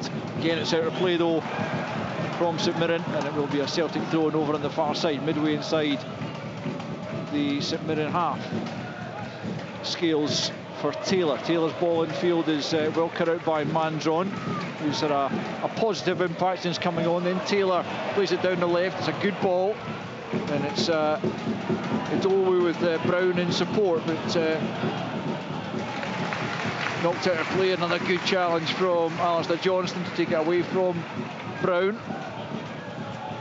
Down near the corner flag though, St Mirren will have the throw in. It has been a slightly more positive period for St Mirren since the interval. The throw-in's taken back the way to Taylor. Taylor, not a great ball in. It'll be chased and kept in though by Rooney. Rooney plays it back the way to Fraser. Fraser, first time ball, just hoists it into the Celtic area. Johnston deals with it, and it lands kindly at the feet of Hattati, who immediately feeds it forward for Maida. Has he got the pace here? Well, he's certainly got the pace to get there before Fraser, but not before Balcom, who comes to the edge of his area and then gathers and throws it quickly to Fraser. But that ball over the top, Peter, is one that St Mirren have to be concerned about, because Maida and Ida have both got a decent turn of pace by the looks of it. Absolutely, and that's great. Players see it, and Hatate sees it early. Maida keeps himself onside, as you say, and he's just very, very unfortunate that the ball skid through, because he tried to hit that area between the 18-yard box and the touchline. Unfortunately, it comes inside that, and that's what stopped, obviously, Maida getting on the end of it. But it just shows you that Celtic can mix the game up and play the conditions as well. St Mirren obviously are playing a wee bit higher than they were in the first half as well, trying to get back into the game, which is going to make that ball over the top a dangerous thing for them. Well, what they've tried to do quicker is get Sean Rooney to go to Greg Taylor quickly, and then they're trying to move the centre back over quick enough that he gets there, Fraser, in behind Sean Rooney, becomes a right back so he can cover the areas off. They didn't do that the first half. It was more like a back five. Lovely ball from Forrest to Bernardo, who tries to slip it forward for Johnston, but again it's Taylor who's out to make an important challenge. It's out for a throw-in. I've been impressed by Richard Taylor for St Mirren at the back this afternoon. Here's Bernardo, lovely flick again for Johnston, who whips an early ball in, and it's met by Fraser, who just heads behind his own goal for a Celtic corner. Another really inviting ball from Alistair Johnston. It was, and Ida just kind of peeled towards the back post. The ball went kind of middle of goal, but in the end it was a good clearing header, but a fantastic ball in from Johnston. Bernardo then to take the corner kick right hand side. The Portuguese midfielder with the right foot will swing this out the way, and it comes at Scales, and a deflection is knocked away by O'Hara from inside his 6-yard box. Hatate tries his luck from outside the area, that's blocked. Here comes St Mirren now in the counter, led by Olisanya. Phillips trying to get up in support, so to Idowu. Olisanya's past the first man, he just couldn't keep the ball going in his stride, but he has to check back and keeps possession. He's done well. Man drawn now on the angle of the box, right hand side. Here comes Jaden Brown, 25 yards from goal. He goes for goal. Good take from Kasper Schmeichel. Straight at him, but not a save you would expect him to make, but nonetheless, it is a shot on target from St Mirren. Olisanya a little bit unlucky that the ball just didn't bounce a little more kindly for him. Yeah, it was just that final touch. It just kind of went under his foot, or else he'd have been bearing down on goal. St Mirren looked dangerous in the counter at the start of this second half, and it's given a major positive for them to get a shot on target, albeit it wasn't ever going to trouble Kasper Schmeichel, but much more positive from St Mirren. It had to be. I just think they've played the conditions better, to be perfectly honest with you. They've just left it in areas for the strikers to run, and that's always a difficult one. As we say, you can see the corner flag is nearly down on its side, so you've got to use that to your advantage. There's all different ways you can play football and win football matches, and you've got to use it to your advantage. And players see that. You can see Hatate looking forward. He's not wanting to go through the midfield if he can go over the top with one pass. So that's the quality you've got. You've got to make the right decisions quickly. Celtic have got a good record here. There was a defeat under Ange Postecoglou back in September 2022. That's their only defeat here in the last 19 visits, and they've won 15 of those ahead of today, and they are very much on course to make that 16. But St Mirren trying to make a game of it in this second period at least. They have a goal kick here, 57 on the clock, still 2-0 Celtic as it was at the interval, but St Mirren have been able to offer something by way of a threat at the other end. Rooney plays it forward, but straight to Callum McGregor. Now it's Hatate who just dances away from Rooney and gets the pass off to Taylor, left-hand side into the feet of Bernardo, leaves it for Maida. Maida at the edge of the box. Hatate's in support, so too is Johnston. Johnston 25 yards from goal. Back to Hatate. Hatate intricate passing with Forrest. Hatate out to Johnston, right-hand side. I mean, that would have been a sensational goal had that ended up in the back of the net. Eventually St Mirren clear, but McGregor puts some pressure on. McGregor goes down as he looked for the return ball. The Celtic end rises in clearing for a penalty, nothing given as yet, but play continues back in the St Mirren box. It's Forrest, right hand side, out to Johnston. Johnston into Bernardo, pokes it back. McGregor takes a touch. Now it's Taylor. Taylor, can he dig out room for a shot? One way then the other. blocked by Taylor. Johnston scoops it over the crossbar, and St Mirren survive, but there might well be a check to come as McGregor went down off the ball as he looked to connect with the 1-2, and it looked to me like he was blocked, and Stephen McLean, the VAR, might well be having another look at this. But what a period of pressure that was from Celtic. It's just such good play in tight areas, you know. And people talk about the boxes and that you do, rondos, whatever they want to call them. This is why they do them, because you've got 4v2s, and they've always got an overload of players. They're always available, and their first touch is so good. And once you get in the box, nobody can touch you. That's why you're desperate to get in there as quickly as you possibly can.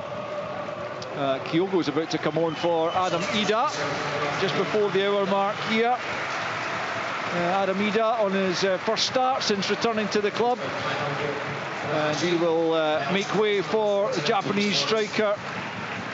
And James Forrest is also making way for Nicholas Kuhn, who's already got 3 goals to his name and a couple of assists. And James Forrest makes way for him. I'm not sure. There's been no mention of a check for that. I must admit, I thought Callum McGregor was possibly taken out, but in fact the referee, he is coming across to speak to his 4th official, but it's not to check anything in relation to VAR. So it looks like St Mirren's disadvantage in the game remains at the 2 goals as Ellery Balcom prepares to take this goal kick. But some of Celtic's intricate passing in that tight area, as Peter's saying, was like a joy to watch there. And if the initial move had ended in a goal, as I said, it would have been absolutely fabulous. The amount of passes that were made in the lead-up, but eventually Johnston's cross was blocked away. St Mirren, in the meantime, have won themselves a free kick about 15-20 yards inside the Celtic half, and there's another set piece and a chance to try and threaten the St Mirren goal. They haven't taken advantage of too many of the opportunities they've had from dead ball situations, but they will try once more as O'Hara sends a decent ball in. Taylor just on the stretch, he kind of pulled out of it a bit. I think he felt he couldn't reach it in any case, and another chance goes a begging, and it remains on the hour mark. St Mirren 0, Celtic 2. It's a really dangerous ball in from Mark O'Hara into a good area. Taylor, I think, just sees Michael out the corner of his eye, and possibly was just too far ahead of him anyway, but another positive sign for St Mirren. But going back to that spell for Celtic a few minutes ago, their composure under pressure in tight areas is just phenomenal. Yeah, a joy to behold. Yeah, tough to say from Brendan Rodgers' side. It's interesting, if you watch Iacoviti with Kyogo, that's 3 times he's pulled him already. And I'm just talking about the weaknesses in his shoulder, because if you're an experienced player, that's the sort of thing you're going to be doing. Everybody's aware of that now. And Kyogo's got to be very, very careful with himself, because the players will be looking to pull him. And that's 3 times I say Iacoviti, and it's all off the ball. Celtic in possession, left-hand side. Taylor plays it forward, can't link with Maida though, and Mark O'Hara goes back to his goalkeeper, Ellery Balcom, quickly closed down by Kyogo, and he almost got there. Japanese striker so alert, but Balcom manages to get it clear. It was almost, I was watching Match of the Day this morning, and saw Son closing down Pickford for Spurs' second goal against Everton, I think it was, and Pickford made to look a bit foolish, but Balcom avoided that as he was able to clear before Kyogo closed him down. I don't think he gets the credit for the way he does that. He puts the keeper under pressure. He's expecting everybody to be up behind him, and he does that very, very well. For all the goals he scores, his work ethic's excellent, but he does put keepers under pressure. And I think it's a big thing in the game, because if you give them time in the ball, they're going to play forward, and that's their strength, to get into your half. McGregor on the edge of his own penalty there, plays it to Carter Vickers, who tries to step away from Killian Phillips, but really good strength actually, and anticipation there from the debutant Phillips to win possession back in a decent area for St Mirren. They've gone back the way to the halfway line, but it's Taylor who has it on the halfway line, coming across from the left. That's a poor ball though from Taylor, and Maida's pinched it round Fraser. Maida now down the left-hand side. Can he pick out a teammate? Tries to cut it back for Maida. Maida's made the most. Hatate's picked up on the edge of the box, and now it's Kuhn blocked there by Fraser. Out to Maida it comes. And Maida's cut back for Hatate. Initially, it was just behind his countryman, and St Mirren able to ultimately deal with that, but that was for the first time, Richard Taylor playing his side into trouble, and Maida almost taking advantage. Probably made the wrong choice, Maida, as well. I think he made the wrong choice. Tom will tell you more as a striker, but for me, Kyogo was very disappointed as well. The next one that came as well, it should have been shoved to the side to him for Kuhn, and he was free to have a strike at goal. Celtic have it at the back. It's Carter Vickers taking it off his goalkeeper and playing it into Hatate, who again, who struggled with injuries last season, didn't really get going until very close to the end of the season, but at the start of this season he looks back to his sharpest, and that is ominous for his opponents. It just shows you that, as I'm talking about the strikers picking up Callum, so Callum did was stand still. Hatate knows then he's getting marked, I'm free, and he was in 30-40 yards, and you cannot give the players of that quality that amount of space. So we're going to have a throw in midway inside the Celtic half, right hand side, and an opportunity here for Rooney to shell it into the box. 26 minutes left, and if they can get a goal back, then they might feel they can get another one, but again that comes to nothing. It's flicked on well enough by St Mirren, but they couldn't make anything of the second ball, as immediately is bowled at the other end, and Maida on the chase is stopped in his tracks by another important challenge by Taylor. Throw-in's quickly taken. Back to Greg Taylor it goes. I don't think you gave credit, Alistair, to Schmeichel's pass there. Oh, unbelievable. It's like a midfielder. Seriously good pass. Here's Johnston then, right-hand side for Celtic, out to Kuhn. Kuhn up against Brown, into the penalty area he comes, slips it there. He thought Johnston was continuing his run, but Johnston had just checked out of it, and it's an easy one for Balcombe to collect. 25 minutes remaining in the game. Celtic's 2-goal advantage that they held at half-time remains intact and hasn't been seriously threatened, and they haven't been able to extend it, that's the only thing, as Balcombe launches it long from the edge of his penalty area. Rooney's in a well-advanced area, but the header is won by Celtic, and Johnston, though, has given it to Brown. Brown's got space to move into, but he was reluctant to do so, and then he eventually passes to Dowu, who plays it off Kuhn, and it will be a St Mirren throw-in down in front of Stephen Robinson's technical area. Throw-in to be taken by Brown, about 15 yards inside Celtic's half, down St Mirren's left, looking for options, not too much movement ahead of him. Olisanya does come and offer, and that's where the ball goes. Olisanya moving across the pitch and then pokes it to Taylor, to Fraser. Fraser out to Rooney, right hand side. Rooney gets it into the area, not a bad ball. Mandron tries to chest it down. Carter Vickers does well to just knock it away from him as Mandron tried to bring it under control. Kyogo now picking up on the ball forward again. Jakovic has a tug at him, and the ball forward is cut out, and St Mirren have it once more, and it's Rooney, but that's an aimless one from Rooney. He looks at his teammate as if to say, why didn't you make that run? But it was never a chance of anyone getting on the end of that, and it's back in Celtic's possession. 66 minutes on the clock. It's St Mirren 0, Celtic 2. The next goal will be very important if it comes. Celtic, if they've not wrapped it up already, as Stephen thought when the second one went in, well, a third would certainly do that. But if St Mirren could get one back, there might just be a little bit of jeopardy left in the game. Here's Bernardo, back to Carter Vickers, midway inside his own half. Hatate now. Remember, it's Celtic Rangers next Sunday as Kyogo latches on to Johnson. Oh, it's a really good effort from Kyogo, but another top save from Ellery Balcombe. First time shot taken on by the Japanese, as he was played in by a wonderful ball from Alistair Johnston, but Balcombe was as alert as Kyogo was to turn it over the top, and it remains St Mirren 0, Celtic 2. That's what he lives on. If you give him that forward pass quickly, because he plays right on the edge, he makes that wee dart towards the ball and then spins quickly, and he got what, 5-6 yards free there. Should score probably. Absolutely, that's the only thing. It's a good save, you've got to say again, from Balcombe. The pass is brilliant, but it's Kyogo's movement just on the shoulder. He's so sharp. Hasn't actually scored in the league away from home in his last 15 games, Kyogo, believe it or not. That was almost it, but not quite, as Bernardo sends it in near post, and it came off a St Mirren defender. I think it was O'Hara at his near post, and he didn't know much about it, but he did enough to turn it just round the post almost. I think he was slightly concerned he turned it inside the post, but there will be another corner when eventually we find another match ball, because that one ended up... Yeah, 2 of them have now gone into the Celtic end and not returned. Oh, there it's come back now. It's interesting not to get Greg Taylor taking in-swingers now, especially the wind the way it is. I think that he'd have been using the left footer coming in on top of the goalkeeper and putting him under pressure.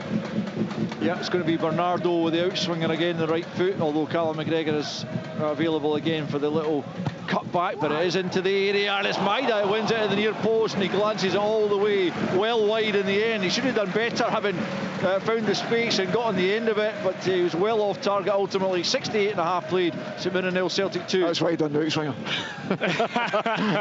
But to be fair, it was a brilliant delivery. Oh, brilliant delivery. I think Kyogo should actually be on the back stick scoring. That's what everybody knows. When that ball's going outswing and it's going to get touched, you've got to be on that back stick. I think he'll be disappointed that he's not there to get a goal. Goal kick to St Mirren then, to be taken by Ellery Balcom, all in light blue. Sends it over the halfway line. Rooney gets his head to it, but only finds Kuhn. Kuhn helps it on. Bernardo does likewise.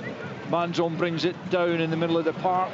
Rooney now in possession on the edge of the centre circle, tries to slide it forward for Manzon. It breaks off McGregor for Phillips. Phillips down the right hand side, not a great ball, and Taylor finds McGregor. Back with Scales on the edge of his own penalty area. Stephen Robinson still out there barking instructions, trying to help his side find a way back into the game as Manzon drags Bernardo to the floor. There's going to be a lot of talk, Peter, about Bernardo, because he effectively, at the moment certainly, is the replacement for Matt O'Reilly. He's had a decent game, hasn't he? Yes. Listen, I've been really impressed with him when he played last year. He's a young man. He's the under-21s captain of Portugal. I think he's got all the talent. Whether he's got the assists and obviously the goal involvements and the goals that Matt's got, that's a completely different question. But we can't just say he's going to be a Matt O'Reilly replacement. He's going to be his own player. The one thing is he's very talented. He's got a lovely touch. And like all good midfield players, he can see passes, he can see things that's happening on the pitch. And for a young man, I think he's got a really bright future. Here's Nicholas Kuhn, right hand side, up against Jayden Brown, plays it square. Alistair Johnston, goal! Alistair Johnston slams it in from 8 yards. Played in by Nicholas Kuhn, who backed himself. Yet another assist. But Alistair Johnston, who's got just 3 Celtic goals, now 2 of them have come against St Mirren, and that is game over. Absolutely no doubt about that. It's St Mirren 0, Celtic 3. Just simple, nothing major, as I say, but passing forward. Kuhn's got it, they make the run, he slides them in, no thinking twice about it, just bangs it into the top of the net, and as you say, game over. Celtic have thoroughly deserved it, they've played really well. St Mirren are trying to have a go the second half, but as I say, good players just take control of the game, and as I said, Celtic have just done the simple things exceptionally well, and I think that's been the big difference. Yeah, Kuhn did well there, cutting in the pitch, and Alistair Johnston goes inside him, he sees the run, takes a touch and finishes it high into Balcom's net, and that is most definitely game over now. Yeah, agreed. Balcom, nothing he could do about that. It was simply too close range and too powerful for him to be able to react at all. And Alistair Johnston is his first goal of the season, as I say. One of his only other 2 also came against St Mirren, and that was a good finish. Never any doubt it was going to end up in the back of the net as soon as he slammed it goalwards. And Celtic have a 3rd goal to show for their superiority in the game as Kyogo again tries to chase down a back pass to Balcom, but he shows good composure, the big goalkeeper, to turn away from the Japanese forward and send it up the park. Greg Taylor's gone down off the ball, but actually St Mirren have been given a free kick for a previous infringement, but Taylor, I didn't quite see what happened. I'm not sure. I was watching it, coming together. Taylor and Rooney were having a kind of wee niggle at each other, just kind of holding each other off, and then just at the very end, Rooney kind of, don't want to use the word lashed out, had a wee flick at him. But yeah, it was a kind of, he was blocked, his movement, his run was blocked by Taylor initially. Just wondered whether or not he would take a look at the kind of flick out he does at the end of it. The referee having a word with, word with both of them. Yellow card for both of them there, actually. Rooney and Taylor. And it will be a free kick to St Mirren ultimately about 10 yards inside. St Mirren inside the Celtic half as Ralston and Holm prepare to come on, and also Oisin Smith for St Mirren. So Odin Holm, you'll hope to be a beneficiary of Matt O'Reilly's departure, because he hasn't had a lot of game time, but he's come on as a sub a couple of times already this season. And he's technically very good. He's got a lovely touch on the ball. He's a lovely feel for it. Is he aggressive enough at times? Because sometimes you think, even in the middle of the pitch, the game's going to go against you at times. Can you get the ball? As the balls you've done all in the middle of the pitch, they've got it back very quickly. Maybe doesn't do that as often. He's more an interceptor. But he's a talented boy. Whether he's the future of Celtic, I don't know. As I say, he's got the talent to play for Celtic. He can handle the ball exceptionally well in a midfield, who you have to be very creative. But as I say, there's certain things that people will question on him with that aggressiveness, maybe, is the biggest question he's got against him. Oisin Smith has come on before this free kick is taken in place of the rather piffling Killian Phillips, who's sort of, well, a difficult enough debut just in terms of the opposition he was up against. Celtic now going to make their change, and it's going to be Ralston for Taylor, and Bernardo's the other player who's going to come off as Odin Holm comes on. I'm assuming that just means that Ralston will just go and play at left back, which he has done occasionally. Bernardo gets a congratulatory handshake from his manager, as does Greg Taylor, who's trying to explain something to him. A big smile on his face, so I think he's pretty content despite coming off with 15 minutes to play. Yeah, you don't want to lose your players over a silly booking. You're 3-0 up. He's had the booking in these conditions. Anything could happen. So I think it's a good decision. Ball's back with Kasper Schmeichel. Just to move to his right to get the ball off to Carter Vickers. Now Scales out to the left-hand side to Ralston, with Steve Clark, as I mentioned, watching on. You would imagine Ralston will continue to be in his squad. I'm actually not sure of the fitness at the early part of the season of either Nathan Patterson or indeed Darren Hickey. I'm not sure if either of them have had any game time for the respective clubs. We'll begin to look at that, I guess, as the closer we get to the international window, which is coming up after next weekend's fixtures. And as I say, it's Celtic Rangers next Sunday. Of course, we'll have that live here on Sports Sound for you to look forward to. Plenty of football before that, though. A couple of 3 o'clock kickoffs. We'll have live coverage of Motherwell Hearts coming up at 3 o'clock with updates from Aberdeen, Kilmarnock, to other important games. Aberdeen also looking to keep up their 100% record at the start of the season and keep pace with Celtic up at the top of the table. 3-0 it stands to the champions here against St Mirren, as Mandron nods it forward. Olusanya will latch onto it down the left-hand side. Scales is trying to stay with him. Brilliant challenge from Scales. Then Johnston is fouled by Olusanya. It'll be a Celtic free kick. But I mean, Liam Scales once again, Peter, you talked about the first half, just the desire to get there. I mean, Olusanya is rapid, but Liam Scales got back there, made a terrific challenge, and eventually wins the free kick. Yeah, I think he's been outstanding. Him and Carter Vickers, to be perfectly honest, especially first half. But he's never put a foot wrong. As I say, he's confident in his distribution. As I say, he's playing it forward, not putting himself in taking too many touches, and I think sometimes that's what happens with him. But his defending today has been excellent. It's been first class. He's not had a lot to do, but whatever he's had to do, he's dealt with it fantastically well. And he deserves great credit, because sometimes these are the difficult games to be involved in. We have not had a lot of defending, but the conditions and the ball coming forward as quickly as it does, you have to be in the right position. He's done that a few times. 77 on the clock. St Mirren 0, Celtic 3, and it's Celtic looking to add to that tally right here as Kuhn just touches it back to Johnston, who got that third goal. And Kuhn looks like a different player from the one that we saw in the early weeks of his Celtic career. Again, he's another player who just towards the end of the season started to kind of pick up in terms of his performances, and certainly at the start of this season he's looked very bright, very sharp, a goal threat, and also providing goals for others. which I guess is pretty much what you want from a winger. I think he'd lost about 8 kilograms, I'm led to believe, and he was drinking through a straw. That was his food. So I think that tells you enough. You know, that was, he couldn't eat any solid foods and all that. So to come in and try and perform and be questioned, it gives us a wee bit of an insight of what the boy had to go through when he came at first. So we've got to give him credit for coming back. And he's, as I say, started pre-season, and all the games I've seen so far, he's been excellent.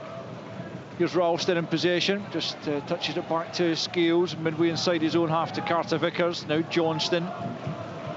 St Mirren still working away as they try to limit Celtic. They don't want any further damage to that goals against column. Taylor again working hard to get it to Brown. Brown down the left hand side. Kuhn coming back at him. Good play from Brown away from both Holm and Kuhn. And Olasanya holds it up. Odowu battling away there. O'Hara gets the better of McGregor, then gets it back from Mandron, but Holm is in there. A bit of tenacity from him, and then a little flick from Kuhn, who was taken out, but the ball was already away, and it will just be a St Mirren throw in midway inside their own half. 11 left of the 90. St Mirren 0, Celtic 3.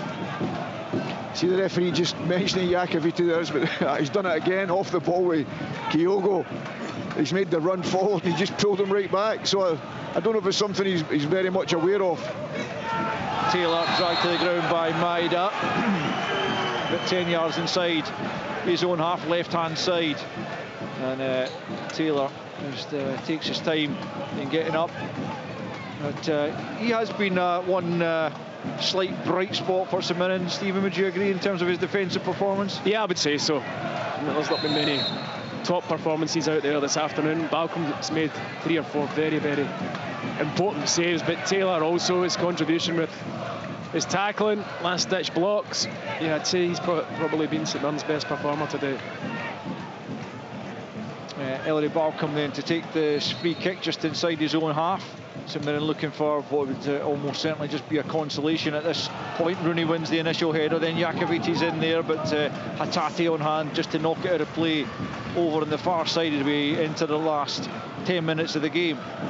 Brendan Rodgers having a conversation with fourth official Gavin Duncan right now, but Brendan Rodgers, you would imagine, would be extremely happy with the way his side have performed in what on the face of it looked to be a difficult challenge for them today. There's claims in there for I think for a handball. It's definitely difficult for us to see from where we are if there's anything in that. Certainly the referee hasn't spotted anything, but VAR, as always, will have a look at anything contentious inside the penalty area, but play does continue for the moment with Celtic back in possession. It was I think it was possibly Callum McGregor who the claim was against. Now the play will stop. Yeah, it come off his hip, Alison. Ball came out there and it came off his hip as he raised his arm. He raised his arms up actually, and it did come off his hip and went back to Kasper Schmeichel. But as you do at this moment in time, you claim for anything. Yeah, nothing given by VAR or the referee indeed. 6,948 brave souls have come out in the dismal Paisley weather to witness Celtic put on another excellent performance, and Kuhn can perhaps put a bit more polish and then lays it off for Ralston, who's just leaning back slightly as he went for goal from 25 yards. It's definitely worth an effort, but he couldn't hit the target, and with just over 8 minutes left of the 90, it's still St Mirren 0, Celtic 3. I think that's exactly what he did. He just leant back, as you say, he was trying to whip into that top corner, using the pace that was on the ball, just leant back too much and just went over the top, but it was an opportunity. Going back to last season now, Celtic, including today, it'll just be 1 defeat in 29 in all competitions. That was away at Tynecastle last season, and it'll be a 24th win in that period. They've started the season as they finished the last one in pretty ominous form, and they are not going to relinquish their crown without a fight. As Kyogo again closes down Balcom, to be fair to him, he's showing good composure, and he's closed down again, and he just gets it clear as Kyogo. It slid in initially and Balcom turned away well from him, and then Kyogo got himself back on his feet, and as Balcom took his time, Kyogo almost closed him down, but not quite in time. But it's brilliant, you know what I mean? At this period in the game, you're 3-0 up, you're wanting your best players to keep working hard on them, I know it seems a small detail as we spoke about earlier, but it's massive. He made the keeper kick the ball out of play under pressure, and that's him done his job. That record I was talking about Kyogo not having scored in 15 away league games, Stephen, is that something that a striker will be aware of? Will he care about that, or is he just showing that, you know, tenacity and desire just because that's the way he plays? No, I think he'll be aware of it. He'll be aware of that, yeah, without a shadow of a doubt. Because you keep mentioning it. It seems strange. It seems strange that he hasn't. You know, it's quite a stat. To be honest with you, it's hard to believe. He did score here in the cup. To be fair, that was within that same period, but not in the league. And for a player as prolific as he's been in his time at Celtic, I mean, probably last season most people would accept it was maybe his weakest since he came to Scottish football, if I can use that in relative terms. But I mean, he is such a threat. Yet to get off the mark actually this season, but you can bet your bottom dollar it won't be too long before he is on the score sheet once more, as Liam Scales picks up at the back for Celtic. 6 minutes to play at the SMISA Stadium as Celtic head to the back to the top of the table, and then Holm finds Kuhn coming forward to the edge of the penalty area. Kuhn onto the left foot, lays it to Maida inside the box now, left hand side. Up comes Ralston in support. Maida goes for goal himself. Not his best effort, well off target. 6 minutes to play. St Mirren 0, Celtic 3. That's why you say when he does his first thing well, that's the most important. When he's got too much time, sometimes that's his biggest weakness. You know, he was thinking to himself, do I do the overlap for Tony Ralston, do I have a shot, do I cross it? Instead he's just saying, well, I'm just taking a touch inside and smashing it at the goal, as any forward-thinking player usually does. But Maida always likes to try and make sure everything's perfect, and unfortunately that's why I think he makes too many wrong choices in that final third. Goal kick St Mirren, Balcom to take. Celtic have dealt well with all the challenges they've faced in terms of their opponents, the conditions. As Olasanya though tries to get in behind Carter Vickers. It's going to be pulled back for a previous foul actually, back in the middle of the park. St Mirren will have the free kick. I think Celtic unsure as to why exactly it's been given. I'm not any the wiser myself. No, I was following the ball. I didn't see it, but obviously something. What happened was it was a free kick, but because it went to the St Mirren player and he goes on it, and then he goes through, Carter Vickers gets a tackle in, but he wins it cleanly, but he brings it back for the first one, and Carter Vickers thinks it was for him, but it wasn't. It was the first one. No, it's definitely further back the park than that. I'm not sure who was the culprit, but it was a bump for Liam Scales. There we are. I'm glad someone's watching. Here's O'Hara then with the free kick into the Celtic penalty. Scales gets a slight glance on that, I think, when it comes to Iacovitti, left-hand side of the box. Can he get back in? Takes a deflection on its way across onto the roof of the net. It will be a St Mirren corner as they look to just try and make their mark on the game with just a few minutes remaining. It'll be a corner kick from the left-hand side, as we're going to get another St Mirren change. Yeah, Ethan Sutherland. Ethan Sutherland, the youngster, is going to get a few minutes on the park. I think he came on against United late on for just his first appearance of the season. He's going to come on late in this one as well. And well, every minute you get at this age, 18-year-old, is valuable in the learning process for a young player. And he's going to replace Toyosi Olasanya for the closing minutes of this game. Really talented young player, really good young player, great feet. Like to see him getting more opportunities, so it's good he's getting on, albeit only for 5 minutes or whatever's left in injury time as well. Yeah, loan at Alloa he did really well, honestly. Did really well at Alloa last year. Here's O'Hara from the left-hand side, curls it into the 6-yard box. Michael gets a decent touch and it fell inside the area, but St Mirren can make nothing of it, and Celtic will come on the counter here, although that's quickly stopped, and Rooney will pick up on the right-hand side into the feet of Mandron. Mandron spins it to the left-hand side, looks to find Ethan Sutherland, but it's cleared by Johnston. St Mirren tries to come again. It's Iacovitti, closed down by Maida, takes a chance but gets away with it and plays it to Brown. Brown into the middle of the park, but McGregor picks up and then slides it forward for the on-rushing Kuhn. Kuhn on the right-hand side, back goes Brown with him. Still Kuhn. dinks it to the back post. He's looking for Kyogo. Again, it's Taylor with a crucial intervention, and Kyogo just slices his ultimate attempted pass back the way to Ralston. And we're going to get a Celtic youngster now as well, and I think this is going to be a debut for young Francis Turley, Northern Irish 18-year-old who was on the bench last week against Hibs, but this is his first appearance. Brought in from Glentoran back in September 2022. Northern Ireland under-19 international, and he's going to replace Rio Hatate, and it's a big moment for that young man as well. Oh, it's fantastic, and I think he deserves it. You watched him in pre-season, I thought he was outstanding. He played more as a 10 in these games, but he showed a great enthusiasm along with his talent. I thought he was really impressive on the tour. The first time I seen him was against Queen's Park in a friendly, and then he continued his good form on when he was called upon against the Manchester Cities and Chelsea.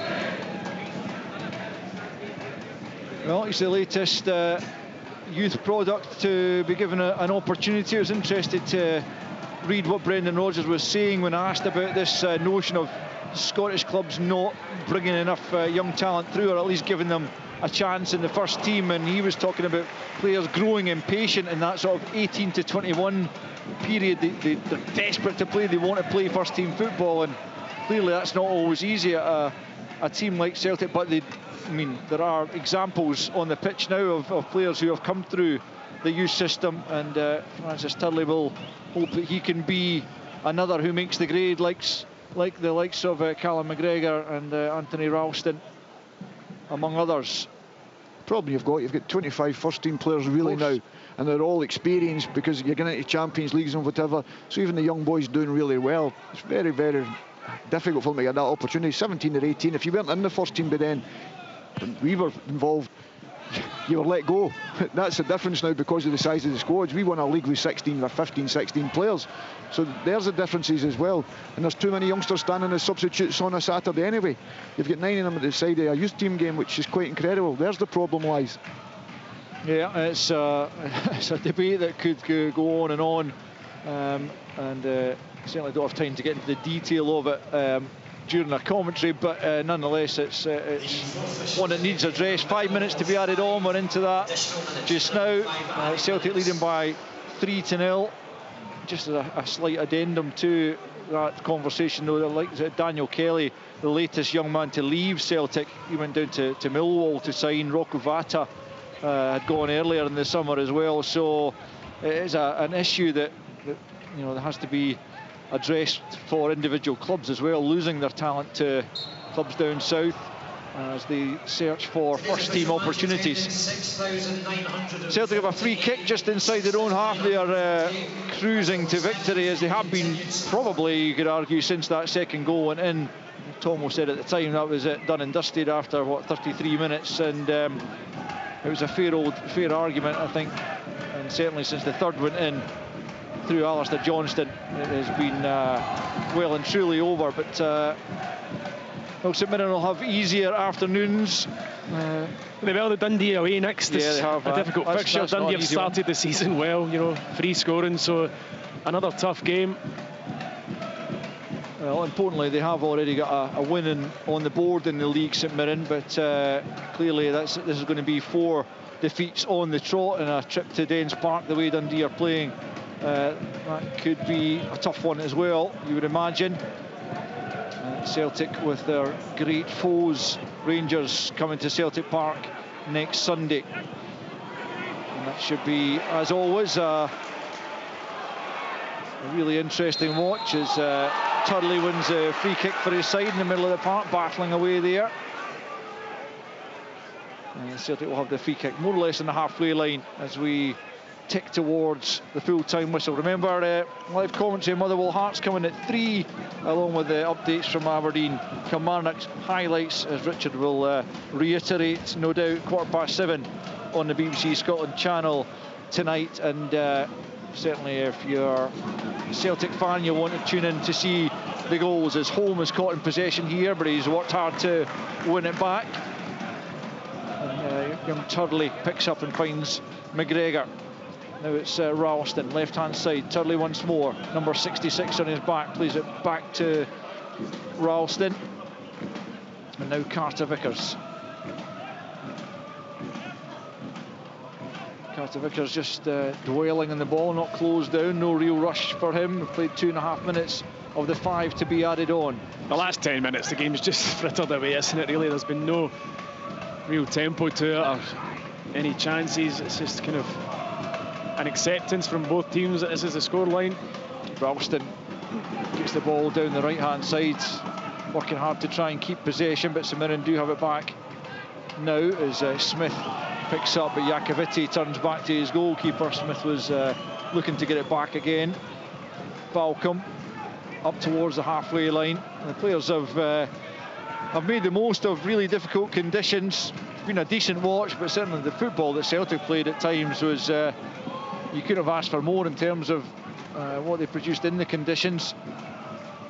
As back goes Turley to win possession for Celtic. Now Johnston gets it from Carter Vickers, midway inside his own half. Carter Vickers again for McGregor, back to Schmeichel. Hasn't really been troubled. He had one shot to deal with, didn't he, from Jaden Brown, second half, but I mean it was a save he would make in his sleep, I think. Otherwise he's just been playing the ball out when it's been played back to him, but nothing to trouble him too much, which will be a frustration, I would imagine, for Stephen Robinson. Again, it was the loss of the early goal that really did St Mirren in. Yeah, but you're talking about Kasper Schmeichel as well. That's the big thing with being a Celtic goalkeeper. It's the concentration levels you've got to have, because you have the ball that often. And it's been proven over the years, all the goalkeepers have got to make big saves. Joe Hart done it constantly last season. Celtic were going to win the game 3 or 4-0. But there have got to be moments in the game. His concentration levels have been excellent since he came in. He's had not had much to do in the league matches, there's no doubt about that. But I think it was the sort of character they needed round about the dressing room and in the squad to replace somebody like Joe Hart. And I think it's a fantastic signing. Joe Hart looks like he's making a new career for himself as a pundit. He did well at the Euros and he was on Match of the Day last weekend, acquitting himself well in the chair. As Celtic look to build from the back once more in the final moments of this second period. 3-0 the lead. Very comfortable, and eventually Chris Graham does bring it to a close. The last 10 minutes, as Stephen said, nothing much to report, but prior to that, Celtic were very, very impressive. Had established a 2-goal lead by half-time as Callum McGregor gave them an early advantage, striking from 20 yards into the bottom corner to add to his tally for the season, his second goal of the campaign. Ellery Balcom was called into action on more than a couple of occasions in the early stages and kept the scoreline down, but he could do nothing to keep out Rio Hatate's strike after 33 minutes after a Maida knockdown. That was a score at half-time. That Jaden Brown effort I mentioned after 56 minutes was a comfortable save from Kasper Schmeichel. Kyogo was denied by Balcom, having come off the bench. And then it was a Maida header wide when he probably should have done better. But the third goal did come as Nicholas Kuhn came forward, having come off the bench as well. Slipped in Alistair Johnston and 8 yards out. He slammed it past Balcom in the St Mirren goal to make it 3. That was an end to the scoring, and truly Celtic were well worthy of at least the 3-goal victory that they finally recorded. St Mirren battled away, as you would always expect, but to no avail, and so it finishes at the SMISA Stadium. St Mirren 0, Celtic 3. On digital.